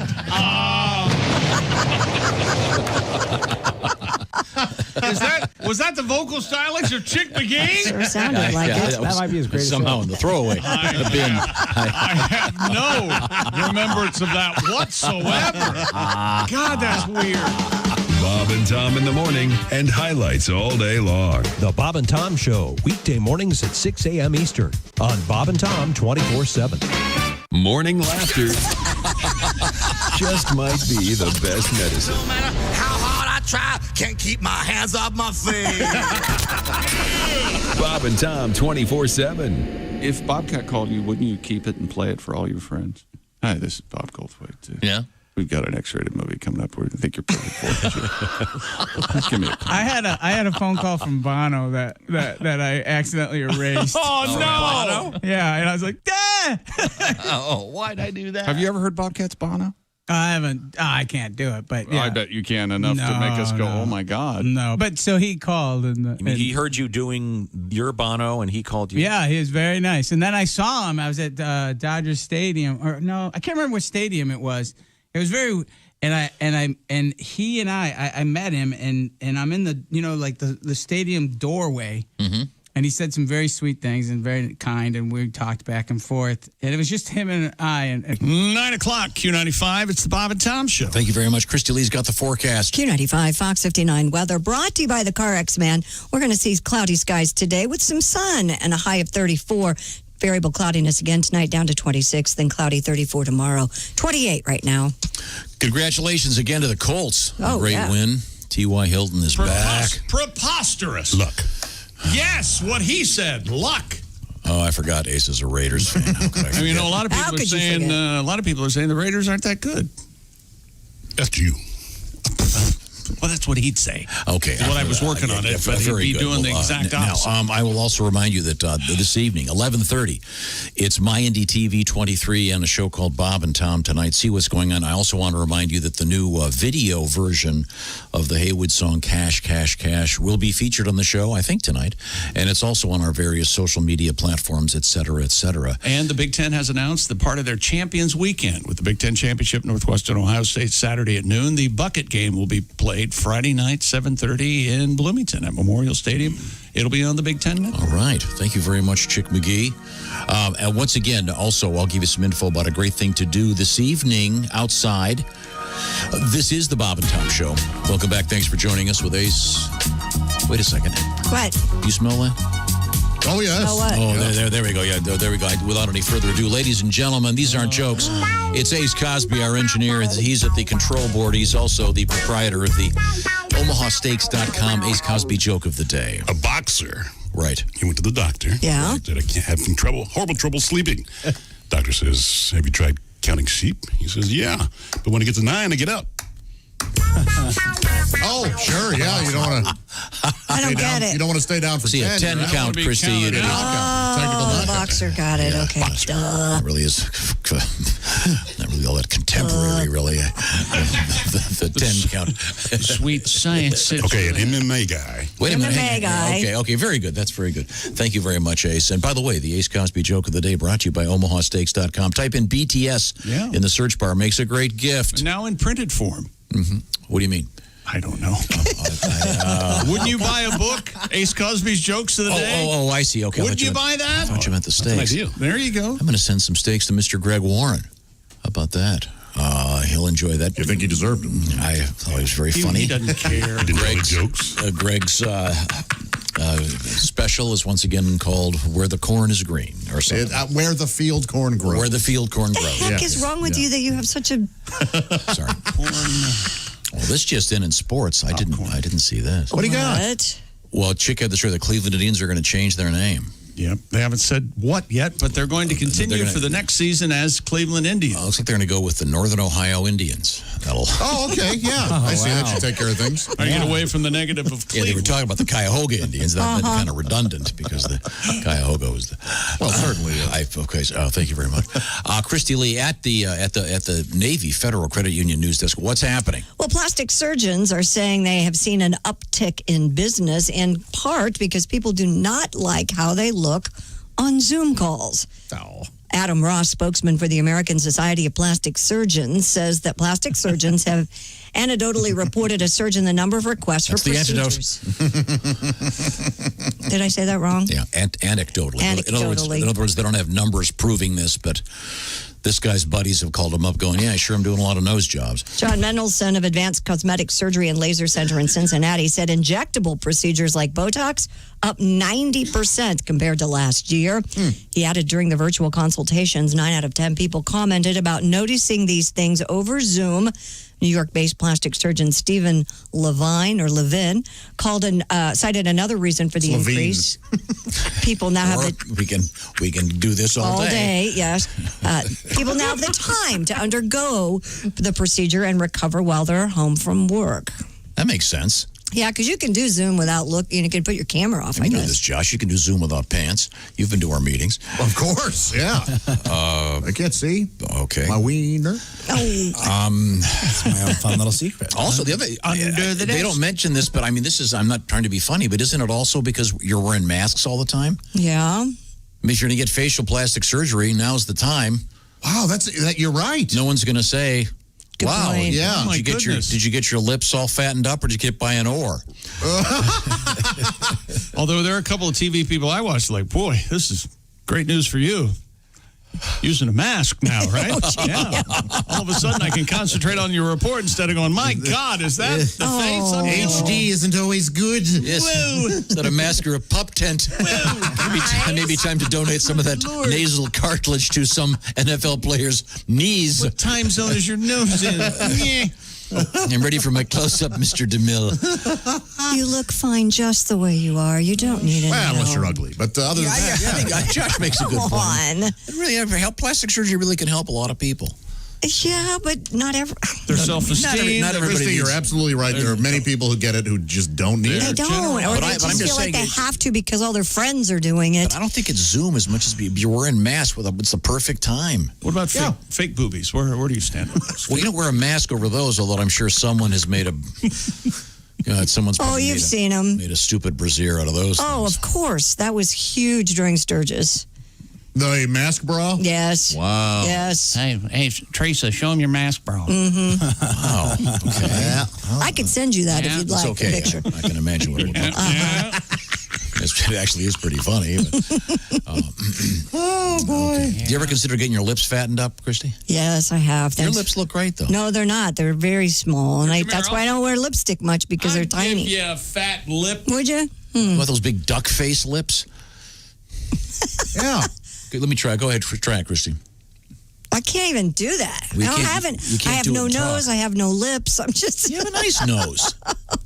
Well, you have tiny features, but you're a tiny little fingers, as my kids were pointing out yesterday. You have tiny fingers? Wow, your kids like this. go right for it, don't they? Oh my gosh, look at you. Yeah. Little baby hands. Well, Those no are wonder great. you can text so quickly. Your thumbs are so little. Have a certain advantage in the world of photographic all about proportional perspective. studies. Making lemonade there. Yeah, okay, very good. Should I get my very- lips done? I'll get my lips done. No, you don't. Oh. No, you look great. You don't have to do anything. thanks. But if you want to, that's fine. I'm just saying. I'll get my lips done. Would you? Oh, You can't see your lips. You can't. No, you just need to get them pulled back because we can't see your teeth. So see, you got to see When you it. smile, you have to get those spacers that they pull. Is there like a thing called a lip raise? You look like an angry raise? dog. Have you seen the fad where people are getting tattoos on their lip? Do you know people like that? Are they on the inside of their lip? or their Yeah. lip? I have one of those. What? Yeah, I got it when I was 18. You guys don't know about this? No, I didn't know that. I Does your remember you dad know talking- this? Yeah, there Yeah, it said swag. It was a joke. That's right. But then the middle faded off, so now I just have my brothers and sisters' initials on the inside of my lip. Just as SG. What a swag. Frank and Did it really wear off? Yeah, like immediately it wore off. It was supposed to last for like 3 years. It lasted for like a week. What is swag supposed to mean? Oh, that's weird. You know, swag stuff we all get. You know, an Yeah, attitude. swag, like Yeah, swagger. you got What was swag. the joke? Like because swag is like a super macho thing, and I'm not like a super macho cool guy. So for me to get the word swag is silly. So now you have swag. I get it. Yeah, Now you exactly. have it It's like forever. a joke. Did you have to explain the joke to everybody? Like you have to explain it to me? Or I went to the tattoo artist. He goes, "That's really stupid. I don't want to do this, but I will do it for $20 a letter." And I said, "Deal. Let's go." There you go. Let's do. Yeah. Crank the ink up. Let's do it. Oh yeah, hurt. yeah, that's Is the Hep C extra or is it? No, the Hep C was not extra. In a way, it was extra. In a way, I had to pay for it. You know what? I get the feeling you do refer to that as Hep C. That's what you say. The hep to the hep to the hep. Hep to the hep. All right. Okay. Well, coming up, we're going to talk with comedian Reno Collier. We also have a couple of Christmas requests that we're going to squeeze in here. Oh, we have Brian Ellen Live? DeGeneres in the news. She tested positive for coronavirus. I don't know I if didn't you hear what you saw said. that. I'm sorry. Ellen DeGeneres tested positive for the coronavirus. In a social media post, she said she's, quote, feeling fine right now, and that anyone who is in close contact with her has been notified. DeGeneres added she's following all proper CDC guidelines, and her daytime talk show has been paused until January. members of her staff are heard saying, Yeah. Tell me the prayer doesn't work. Yeah, it's not all happy over there in Ellen land. well, you want to be successful or not? So you have to be I know this is a stupid question, and her show is incredibly well produced. Oh, yeah. Tyrant. Do her fans have I know like Taylor Swift's fans are Swifties. Are her fans degenerates? No. No, I mean degenerators. That's funny. What would they be? I know nothing that is it. Ellen heads, maybe. A chuckle would have been helpful, but it's okay. Well, if you I'll said just do something I'll just do these as. They're actually called L raisers. L raisers. The L raisers. Oh, I like that. There's a little L. Yeah. Yeah, so that wish that her show nothing was but the really best. well done. So, and Yeah. she's had a weird year. So, it's not the worst headline about her this year, but She has had a weird hope she year. starts feeling like better. everyone else. There's a chance she's a colossal bitch. There is a chance. Who isn't? Me? I'm not. Well, now wait a minute. I mean, Hey. you're right. Yep, I got to say that. Christy will beat me. Okay. I've ran off a few men, but okay. You ran off a few boys, Christy. A man would never run from you. Oh, thanks, Josh. Hey, more of those monoliths have cropped up, this time England, Australia, and Los Angeles. A smooth stainless steel column measuring about 8 feet in height was found in Dartmoor in the UK. Are they selling these on Amazon yet? So is this getting boring? They are selling them. This One was of the much more fun when we didn't know what it was. And we could all speculate. And now Tom, it turns out, is right. It's just, yeah. No, I was right. I told you it's lame artists. Or is this going to turn out to be something a month from now? Is there going to be some... Isn't it time you tried the monolith bar? This group of artists came out and said, this is us. Yeah, they're selling it for what, $45,000 or something? But these are all wasn't it? copycats, right? Who knows at this Lamer point? artists. I don't know about that. So what's the one in LA? Prior to its removal by Dartmoor National Park, the monolith was the third to appear in the UK after one was spotted on the Isle of is it White? White, yeah. And another on Glastonbury Tor. A metal monolith also discovered in Australia. The structure appears to have coordinates engraved on it. One set of coordinates appear to be for the uninhabited island of Managaha, and another set for the Sphinx in Egypt. Really? There's one by the Sphinx? Managaha sounds like a Steve Martin name. That The Isle of The Isle of Managaha is right down the port of Hoboy. There is a port of Hoboy. The 8-foot-high structure was found near Torrance Beach, California, here in the United States. Nicole Morandon, a spokeswoman for the County Department of Beaches and Harbors, said, quote, "We removed it almost as soon as it was noticed." That's not the very structure nice turned out to be real estate. just a few 2x4s painted silver, so it's definitely just a copy. That is a cheapo copy, yeah. Oh, really? But it's in L.A., so it's getting all the publicity. Of course. You know, the one that has the doomsday coordinates on it, people are ignoring now. If I was Some a real jackass in L.A. If I was a real estate agent right now, I'd make a monolith instead of those little yard signs. Yes. Make it a monolith. Stick it in the ground and put your name on there. Open house. These are probably already a BOGO on Amazon. Yeah. Do you want a monolith? Shake up the neighborhood. Okay. Well, no, way to shake up your Christmas shopping. This is such a great idea. It's a game changer, Tom. In fact, as soon as we get off here, I'm going to get one of these for Greg Warren. Oh, that's nice. You can share it with his dad. Yeah, there we go. I'm talking about that box of Omaha Steaks. It's not a box, Josh. Exactly what is it? It's a foam cooler. It's a foam cooler inside a box, or it's a foam cooler with a bunch of stickers on it. There's no box involved. Right, that's It comes in a box, but it's in a foam cooler. Well, the box is a foam cooler, and it's a really thick foam cooler. The point is, inside it, what would one find in the Omaha Steaks box, Josh? Well, ideally, you would get that deluxe griller's assortment. Why? Because it features those butcher's cut filet mignons that are just so juicy, so tender, and a vast variety of entrees, sides, and desserts, like those caramel apple tartlets that you're just going to love. Right now, Tom? Yes, I was going to say, Josh, your favorite, I happen to know, happens to be the Omaha Steak lasagna. It sure is. That meat lovers we're not supposed to be talking about that. I'm just saying we all have favorites. I love the hot dogs. I love the burgers. Yes. The steaks, though, you can cut them with a fork. Are you kidding me? And speaking of those burgers, Tom, if you order the mouth-watering Deluxe Grillers Assortment Package now, you'll get 4 free burgers and a free digital meat thermometer, all at an exclusive price available for you, the Bob and Tom Show listener. Go to omahasteaks.com. What are you waiting for? Enter our code BTS into the search bar. What is tomorrow? Tomorrow, Tuesday. It's Taco Tuesday. Oh, yeah. Or on our show, it's a Steak and Eggs Breakfast Tuesday. That's right. I got some Omaha Steaks on the way over. So deliver the perfect gift. This is perfect. You can send it to someone wherever they are. They'll love this. It's going to be a lot better than, I finally found that tie I know you've been waiting for. It'll go with anything. It's a Jerry Garcia original. Those are quite nice, actually. The point is, go to omahasteaks.com. At the first page, right there on the top, put the code, BTS in the search bar. You get the best gourmet gift of the season. omahasteaks.com, BTS, like Bob Tom Show in the search bar. Coming up, comedian Reno Collier. I sent him a box of steaks. We'll see if he got them. When we return, this is the Bob and Tom Show.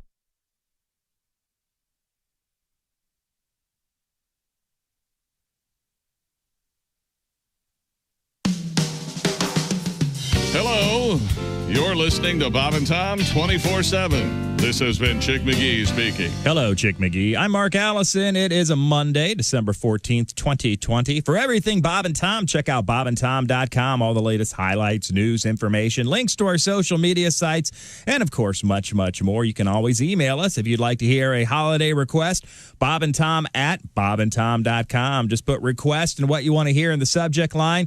Send it on to us. We put it in front of Tom, and we hope he plays it before next Christmas. You were listening to Bob and Tom 24/7.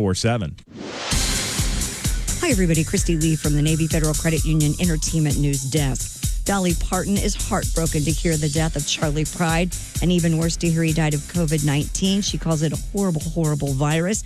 Meanwhile, the Country Music Association is pushing back against criticism that he died just weeks after appearing at the CMA Awards. Charlie Pride received a Lifetime Achievement Award at that ceremony in Nashville on November 11th, which was held indoors. The CMA says in a statement, Pride was tested for COVID-19 before he traveled to Nashville, after he arrived in Nashville, and yet again on show day. All those tests came back negative. He tested multiple times upon returning to Texas as well, with negative test results. Pride died Saturday in Dallas at the age of 86. Robert Redford has agreed to sell the Sundance Mountain Resort in Utah to a pair of real estate investment firms. Redford has reached an agreement to sell the resort to Broadreach Capital Partners, LLC, and Cedar Capital Partners, Limited. And a University of Louisiana student is crediting Nicki Minaj with helping him graduate. 3 years ago, Minaj paid for the school bills of several people on Twitter, provided they could prove they had straight A's. One of those people, Artavon Cook, was asked Minaj to cover his school bills of $1,300, and he graduated last week with a Bachelor's of Science in biology. He says the day was even more special because Minaj paid his tuition and it was her birthday. He plans to go to medical school this spring. And that's your entertainment news. I'm Christy Lee. More of the Bob and Tom Show coming up.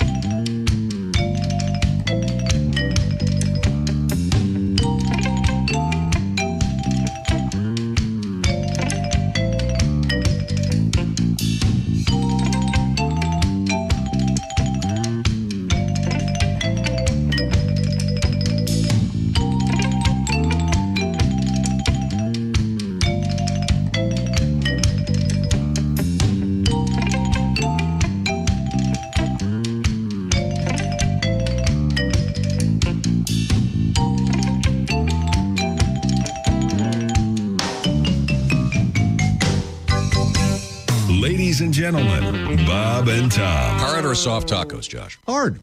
Thank you. That's the wrong. correct answer. The hard tacos, there's a trick to it. It involves sort of an assessment of how gravity works. So you have to hold it like this and take your head and eat from the side. Teaching us how to eat a taco. And you know what? Gravity is not involved in taco He's walking eating. us Relax. through it. He's walking us through eating a taco. Here I've been crumbling my taco into a glass. New champagne flavor. Bob and Tom in the morning and highlights all day long. The Bob and Tom Show, weekday mornings at 6 a.m. Eastern on Bob and Tom 24/7. Essential morning radio. All day and all night. Some like bug, some like Schmitz, but for me, it's Bob and Tom 24/7. 24/7. The most unfair thing about life is the way it ends, right? Mm-hmm. With a death. What's that, a bonus? No. Life is tough. It should be reversed. You die first. Get it out of the way. Mm-hmm. Then you live in an old age home. You get kicked out when you're too young. You get a gold watch. You go to work. You work for 40 years till you're young enough to enjoy your retirement. Go to college. You do drugs, alcohol. You party. You get ready for high school. Go to school. You become a kid. You play. You have no responsibilities. Become a little baby. Go back into the womb. Spend your last 9 months floating. You finish off as a gleam in somebody's eye. Oh, nice. Bravo. That's perfect. Hey, this is Larry the Cable Guy, and you're listening to Bob and Tom 24/7. Boy, better get up, get some exercise. Also joining us in the studio, comedian John Bazaar. Well, I find that now that I need a woman, integrity, strength of character, honesty, but really the most important thing, got to have a big ass. I may be outside the pale on this one, judging by all the magazine covers I see, but I'm done with these ectoskeletal. 921 at Q95. It's the Bob and Tom Show. It certainly is, and thank you very much. And there's Christy Lee with her beautiful face. You don't have to do any plastic surgery, Christy. That's okay. You don't have to be nice. Yeah, It's that all right. idea of just going right ahead and not mentioning it. Bigger jugs. Bigger jugs. I told you, I really don't want to spend my vacation with my lawyer. Christy, could you, in your beautiful voice, please do a weather forecast and then punch Josh in the face? Q95 Fox 59 weather brought to you by CarX. Partly cloudy, We're out of time. 34. Right now, 28. Right now, 20. I blame Josh. Ladies and gentlemen, let's get back to the action here in the Bob and Tom Show. That's it. That's a good shuffle. Thank you very much. There's Chick. There's Ace. Josh, of course, it is his post. The IHateStevensinger.com sidekick chair. Hi. Good day to check in with IHateStevensinger.com and maybe get that special someone a special, maybe a bracelet, necklace, earrings. You can't go wrong. Let's see now. There's Christy Lee. I can see her. Oh, you look great, Christy. Thanks, Tom. I don't know why you're I didn't say a word. Well, you guys are the ones that keep talking about changing me. That's it, Tommy. Write it, baby. Write it. There's Willie G. Ace Cosby is our engineer. There he is. There's Reno Collier. Reno, I saw the story about apparently there's been an uptick in plastic surgery, and we're looking at you on the Zoom camera. Yeah, talk about, might want to check that out. Hey. Huh? Oh. Well, that's not nice. I've had some. He looks like a Reno You've had Collier. plastic surgery? Yeah, can you tell? I had my eyes baggied, and where they look like they're closed all the time. You went the other way. Yeah. Okay. You went the other way. I get I'd like it. to get my eyes I'm not back. like everybody else. I'm an original. I try to get my face to droop and this to turn gray. I had this grade. Oh, very nice. A little beard? See, That's nice. Yeah. it's grade. And then I'm having my hair individually pulled out right up here That's just to interesting. make it. Sure. I like to show off my head. Well, this article was saying that because of Zoom, some plastic surgeons think people are coming because they don't look good on a Zoom call. So they're embarrassed. So what? Yeah. My theory is different. My theory is if you're getting facial surgery, it may be because you can wear a mask for the next few months and no one's going to say anything. Yeah, the bruising and scarring, no. Yeah. So, hey, whatever works for you, go ahead and do it. Now, we're Zooming with you, and I can't say anything unusual about your face. Well, thank you. He's going to give it a shot, though. Believe me. No, not at all. I just like your nostalgic glasses. Reminds me of thank you. Nostalgic? Okay. The late 80s. What do you think? Kind of a young Harlan Sanders? No. You'd be a great Colonel Sanders. That's Mario Reno. Lopez. Dude, I would love to be Colonel Sanders. I eat KFC, but not as much as Omaha Steak. Oh, that's right. I forgot. I sent you some Omaha Steaks. Have you cooked any of them yet? Yeah, dude, they're freaking delicious. Oh, I good. hide them, though. I put them behind the vegetables so my kids don't see them. Now, are you cooking on your big green egg, Reno? Yes, sir. Yeah, man. Love it. Oh, I bet. It's delicious. I was at the hardware store the other day. They make, you can get one of those green eggs now that is the size of a small car. You seen this thing? It cooks like 90 steaks at a time. So That seems a little hot. it's this big. You You just walk the cow in it's the and best. That'd be great if you're having. You'd have to have a really big party. You jump up on there now. So Reno, anything going on in your life of interest? Well, there must be something in the air because a guy that I work with last Tuesday cut his finger off. My gosh. I know, and I heard Craig We're going with Greg. yeah, that his dad cut it, and when this dude he cut it off with a skill saw. He just he took a 2x4 and just thought, and he cut it, and his brother works with us, and when he cut it off, he's crying. I mean, he's like, oh my, and not because it hurt. He's like, I don't know what I'm going to do, and his brother goes, man, you can always sell fireworks. That is fast. All right. And then it just kept rolling into saying more, and slip-on shoes are comfortable. It grew and grew. Foreplay is going to get weird. Were they able to sew it back on? I hope. Oh, they did? Back on. He hadn't been back to work, but yeah. wow. Okay, good. Good. Yeah, you're supposed to throw it in a baggie, then throw that baggie in a baggie of ice and get to the doctor. Yep. If you're ever I don't think around. his went in a baggie. It went in the ice. Okay. And it wasn't the whole thing. It was just the tip right under the nail. Yeah. You know what I So mean? did he still have the knuckle, the joint? Yeah. Oh, that it is- was just like the bottom part of the nail. Okay, good. Yeah. Because they always get mad when I mention this. If you cut off the whole thing, sometimes they'll take your big toe, that whole joint. No, seriously, and they'll put it on your hand. So you have an opposable thumb. Oof. Yeah. I'm totally serious. I know this because I sat next to a guy at a Rush concert that had that, and he insisted on showing me. And every time you shake hands, you have to go, this little piggy. Oh, sorry. Yeah. It was, but I mean, it's great, brilliant surgery, but just rather unusual. Sure. Your thoughts? Yeah. Didn't you have to take weren't you working somewhere? You got a guy's finger, took it to the hospital for him, and you noticed that?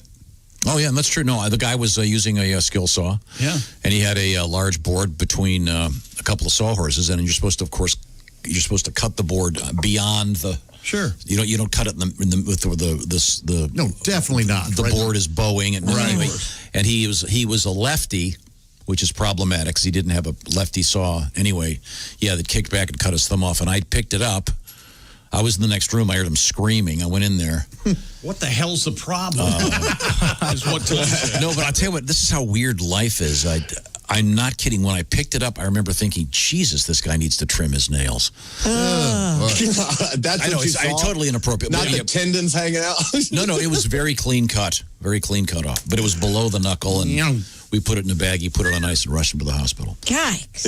Yeah. So be very careful out there. Well, it's us. We have to review today in history at this point. Oh, okay. Reno, maybe you can weigh in on some of this. All right. Here's Tom. This is the date of the death of George Washington. Oh, how old was he when he died? Well, the odd part about this is, think about this: we've been Americans longer than he was. What? I'm sorry. What are you trying to say? What the hell are you talking Because about? he moved from England. Right. Yeah. But of That's course, right. I mean, even if he hadn't, we'd still be Americans longer than he. No, he was born in Virginia, but I mean, America wasn't America until. Right. Oh my God. I guess. So, I want to look up how old he was. Yeah. Just admit what you said made no sense. It didn't make sense. It was a weird way to phrase it.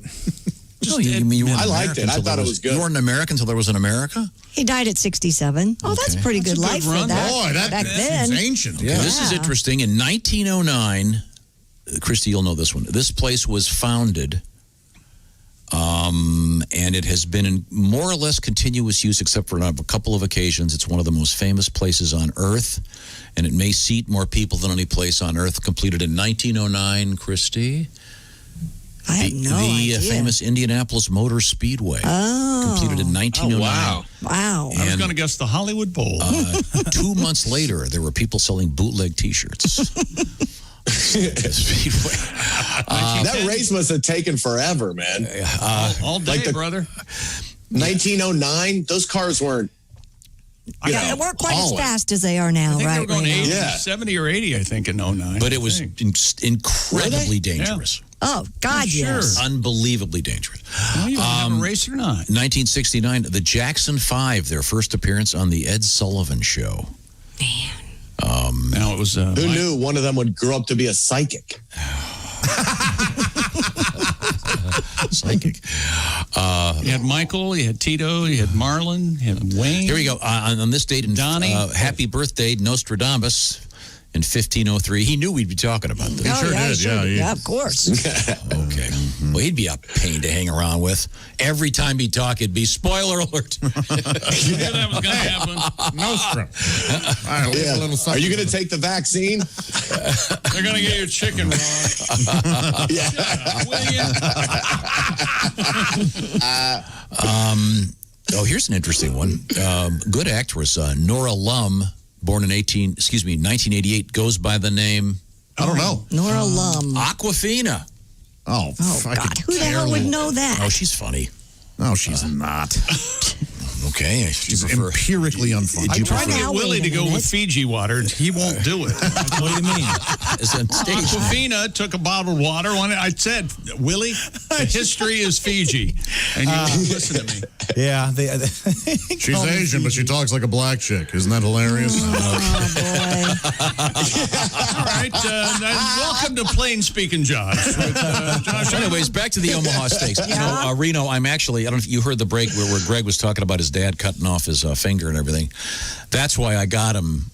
I'm getting Greg. It reminded me. I was thinking about it. That's why I'm going to get Greg a box of Omaha Steaks so he can cook for his dad. But since his dad can't cut with a fork anymore. Yeah.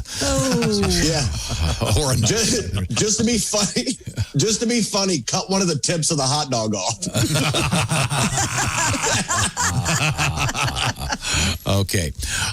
What else is happening in your life, Reno? Are you still doing construction, Reno? Obviously. Yeah, man. Monday through Thursday, and shows are getting canceled, so I'm just holding on to this job with dear life. Well, good for you, man. It's Are you still on for Greenville, South I'm Carolina? actually loving it. Is that still happening? No, got moved to March. I found out yesterday. And but we're gonna move it to March. Everything's gonna get moved. We just want to be safe. Sure. But Pat and I are still on for New Year's Eve in Indianapolis, and that's the next show I got, man. Everything else is Bobcats and nail guns. So, You get to drive a bobcat? I have. Oh, yeah, dude, every day. Oh. I freaking love it. Yeah. Hey, that's much better I than run comedy. Come on. No So joke. have you pulled back that flange and the nail gun and shot anybody with a nail yet?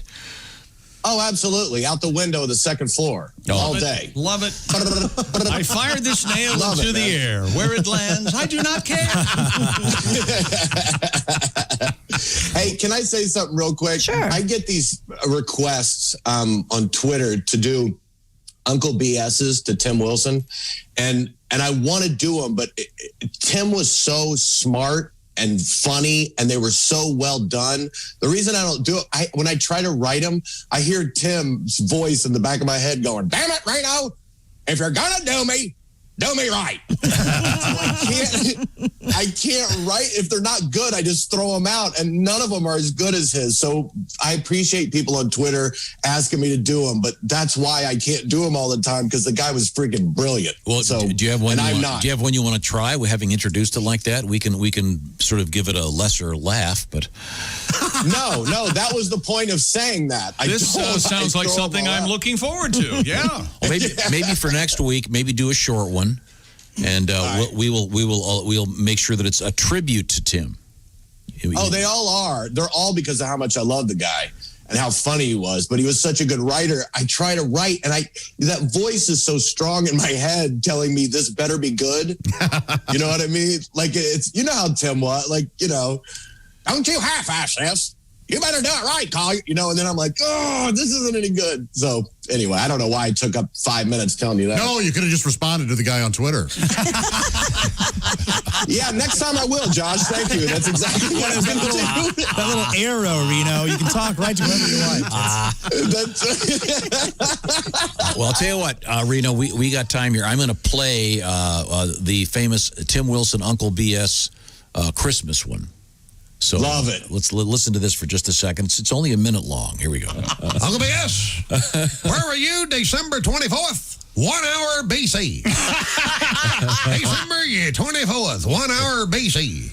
Working as a part-time night desk clerk, Bethlehem, Israel. Place called the North Star Motor Lodge. Booked up out the rear end. Trying to get my Caesar's consensus form filled out. Stock a Coke machine all at the same time. Up to my butt and caffeine-free Diet Dr. Pepper. Some carpenter strolls in with a pregnant wife, a tired mule, and a bad attitude. Trying to strong-arm me into throwing 2 Roman soldiers out of room 107. I told him, Jesus Christ, man, we're in the people blazing Tim Wilson as Uncle BS. Oh, boy. We're in the people pleasing business. I've heard that 1,000 times, and I still cry every time. That is the best. Love Okay, it. Reno, we'll see you again. Talk to you next week. Eat more steak. Yeah, Merry Christmas, everybody. Thank Happy you, Reno. holidays. Yeah, right on. Bye, Merry Reno. Christmas, pal. You too. Christy, you want to give me the teaser, please? Oh, well, we still haven't gotten to Santa and his elves catching the thieves in Riverside, California. Really? And we have a pizza delivery that goes ahead thanks to the police. Oh, very good. Oh, they'll get it there in 30 minutes or less. They got the siren. Now, this is another great gift where sometimes when you get something for someone else, it may have a payback for you. I'm talking about the Pajamagram Naturally Nude Pajamas for her. Oh, yes. The name says it all. Sensuous and smooth, naturally nude pajamas. Feels like her bearskin. She'll love them. You'll love them. And it's a special right now, of course, from our friends at Pajamagram. She'll love the feeling of wearing them. It's like wearing nothing at all. You'll love the way they look. And check this out, because right now, if you order today, free gift packaging. You got to act real quick. A lot of this stuff, you're going to have to do it today with all of the clogs going on in the system. You know what I'm talking about. So you don't have to wrap anything when you get the naturally nude pajamas from Pajamagram. They've got a ton of really cool pajamas, by the way. But these are the ones that may have a payoff for you. Pajamagram.com, the naturally nude pajamas, and get your free gift packaging today before this deal disappears. Fast, easy delivery by Christmas, guaranteed if you do it today. Go to Pajamagram.com right now. That's pajamagram.com. Tell them the Bob and Tom Show sent you. Also, don't forget they've got the Santa Claus pajamas. Never not funny. Hilarious. Lots of great stuff. Pajamagram.com. And I would do this right now. And we're coming back with what Christy just said. We've got the cops and a pizza. This is the Bob and Tom Show. Become a Bob and Tom VIP and get your Bob and Tom fix 24/7. Get all the info in the VIP area at bobandtom.com. This is the Bob and Tom Show.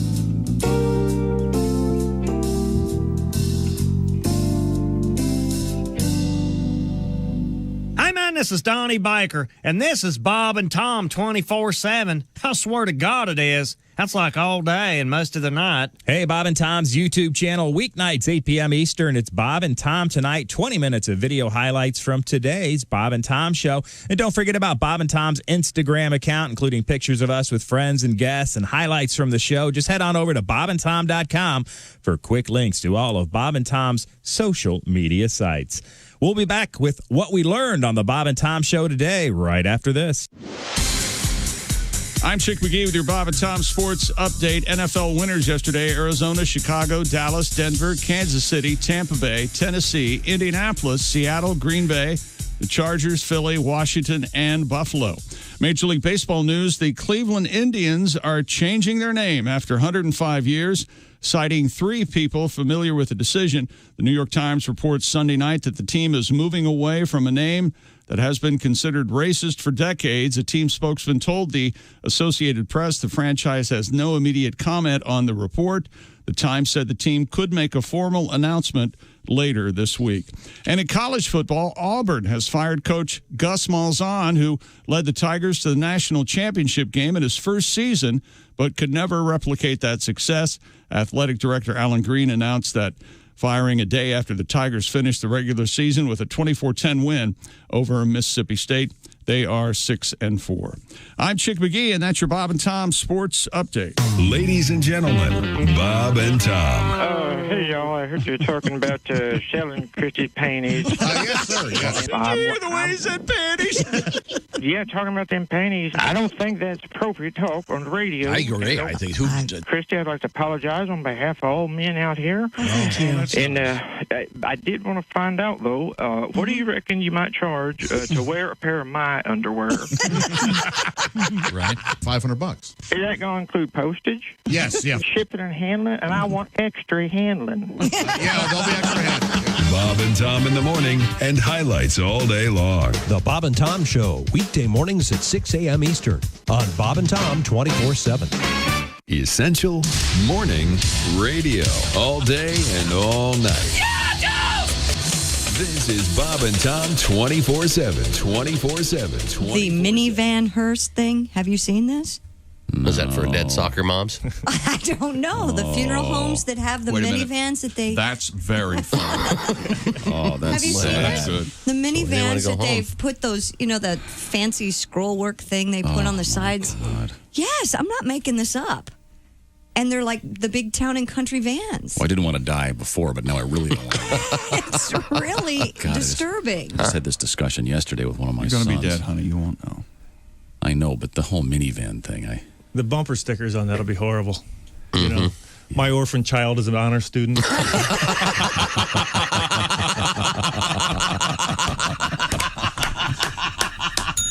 Beautifully done. Scott Dunn, ladies and gentlemen. Hey, folks.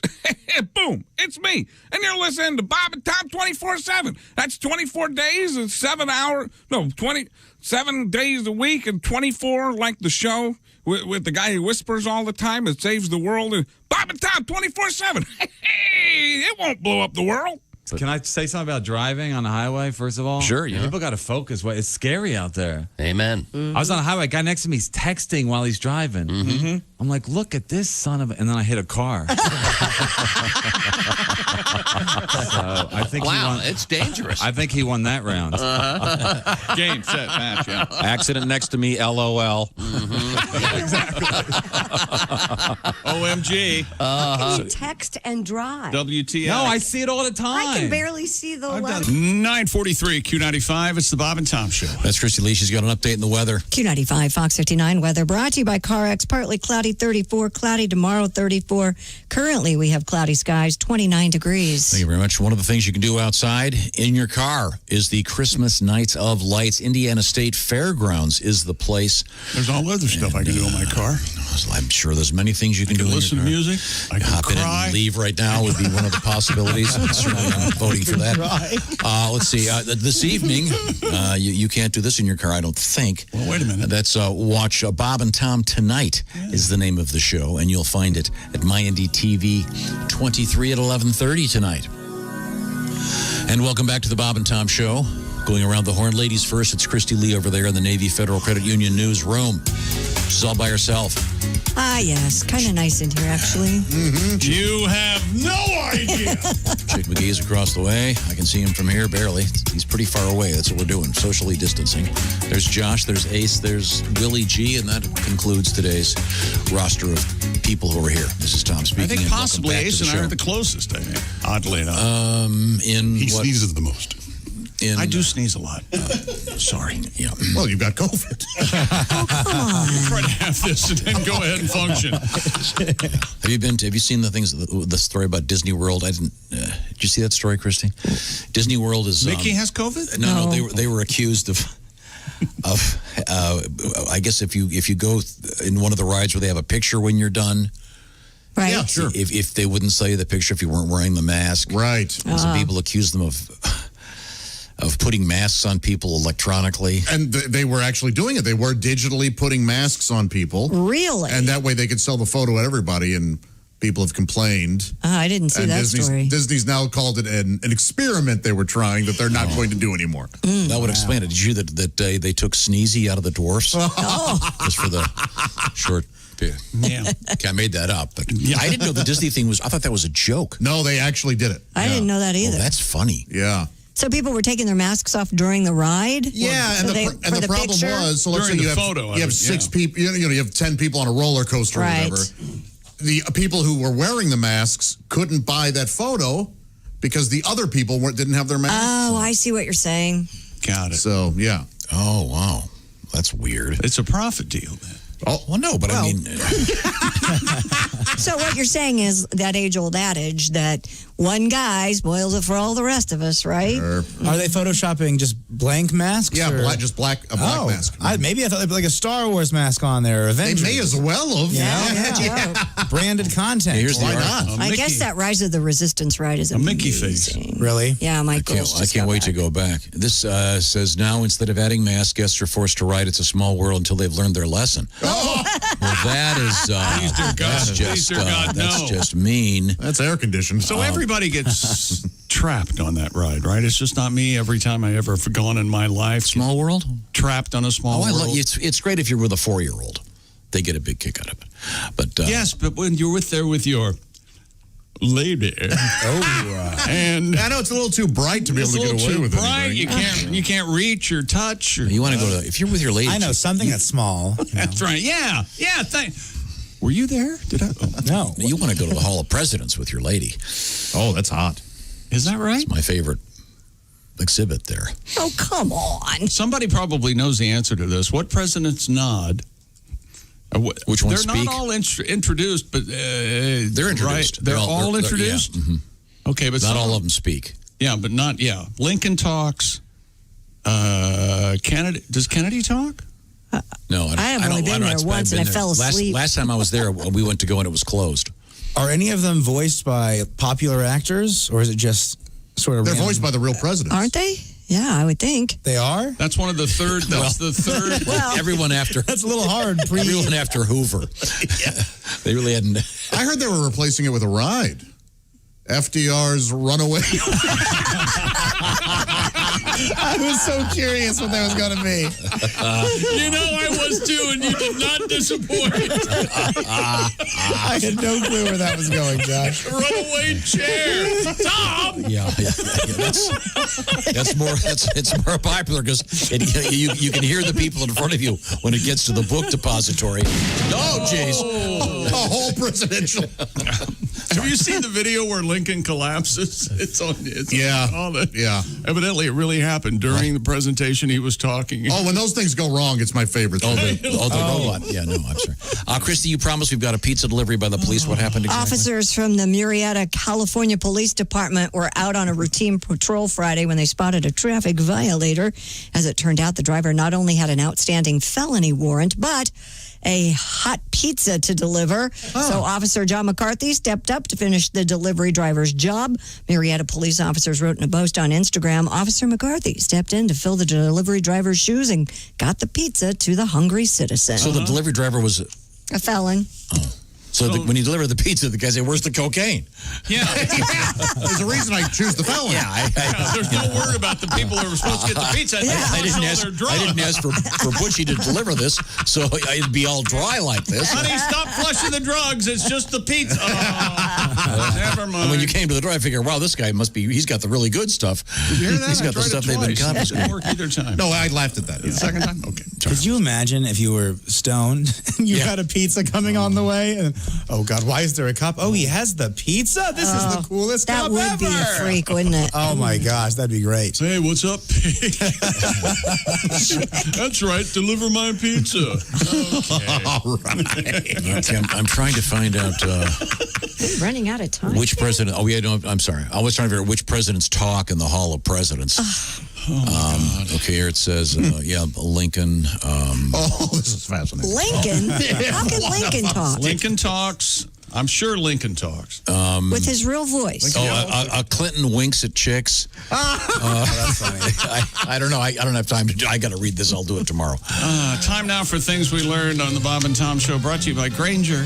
Products to keep your facility running is what Grainger does best. They've been doing it for 90 years. Visit Grainger.com for whatever you need, whenever you need it. Grainger, for the ones who get it done. Now, we talked about nudie today as a nudie suit. Now, Yes. Google this. It's not naked. It's not anything No. unsavory. It is a tailor. It should be. Very associated with the likes of Conway Twitty. There's some Porter figures. Wagner. The Byrds, the great rock band, the Byrds had them. But we thought Christy was kind of wearing a nudie suit today. It's sort of a Yeah, it's cool. Embroidered. elaborately embroidered. It's very cool. Thank you. Let's see. I wore it for you, Chick was Josh. very happy because Chase Young of the Washington football team had a tremendous game. You going with this again, huh? It's on the list. I don't write this. No. You're revisiting your joke about Chase Young's name. Oh, I was just saying, Chase Young. There's a picture of Jeffrey Epstein wearing his jersey on a Learjet. With a very, let's see. You added that. The clink. We were playing Christmas in Jail, a song I love, and the guy uses the word clink in the clink, and that's a word my mom would use, that on Husko. And then Josh, you suggested that the word booby hatch meant insane asylum. I've absolutely heard that. Yeah, which I had never heard.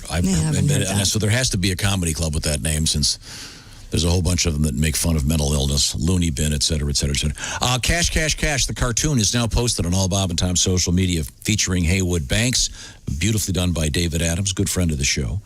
Never met him. We were talking about... I've never met him either, but he's a good friend.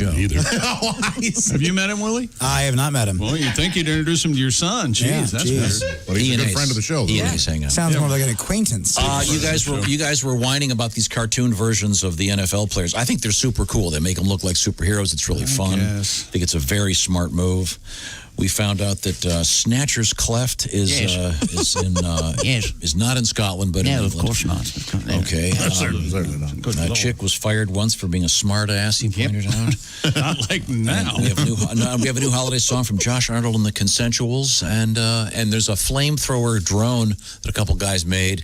Very cool idea. This is the Bob and Tom Show. For a complete copy of the Bob and Tom Show contest rules, go to bobandtom.com/contest-rules, or just scroll down to the bottom of the page and see contest rules. This is the Bob and Tom Show.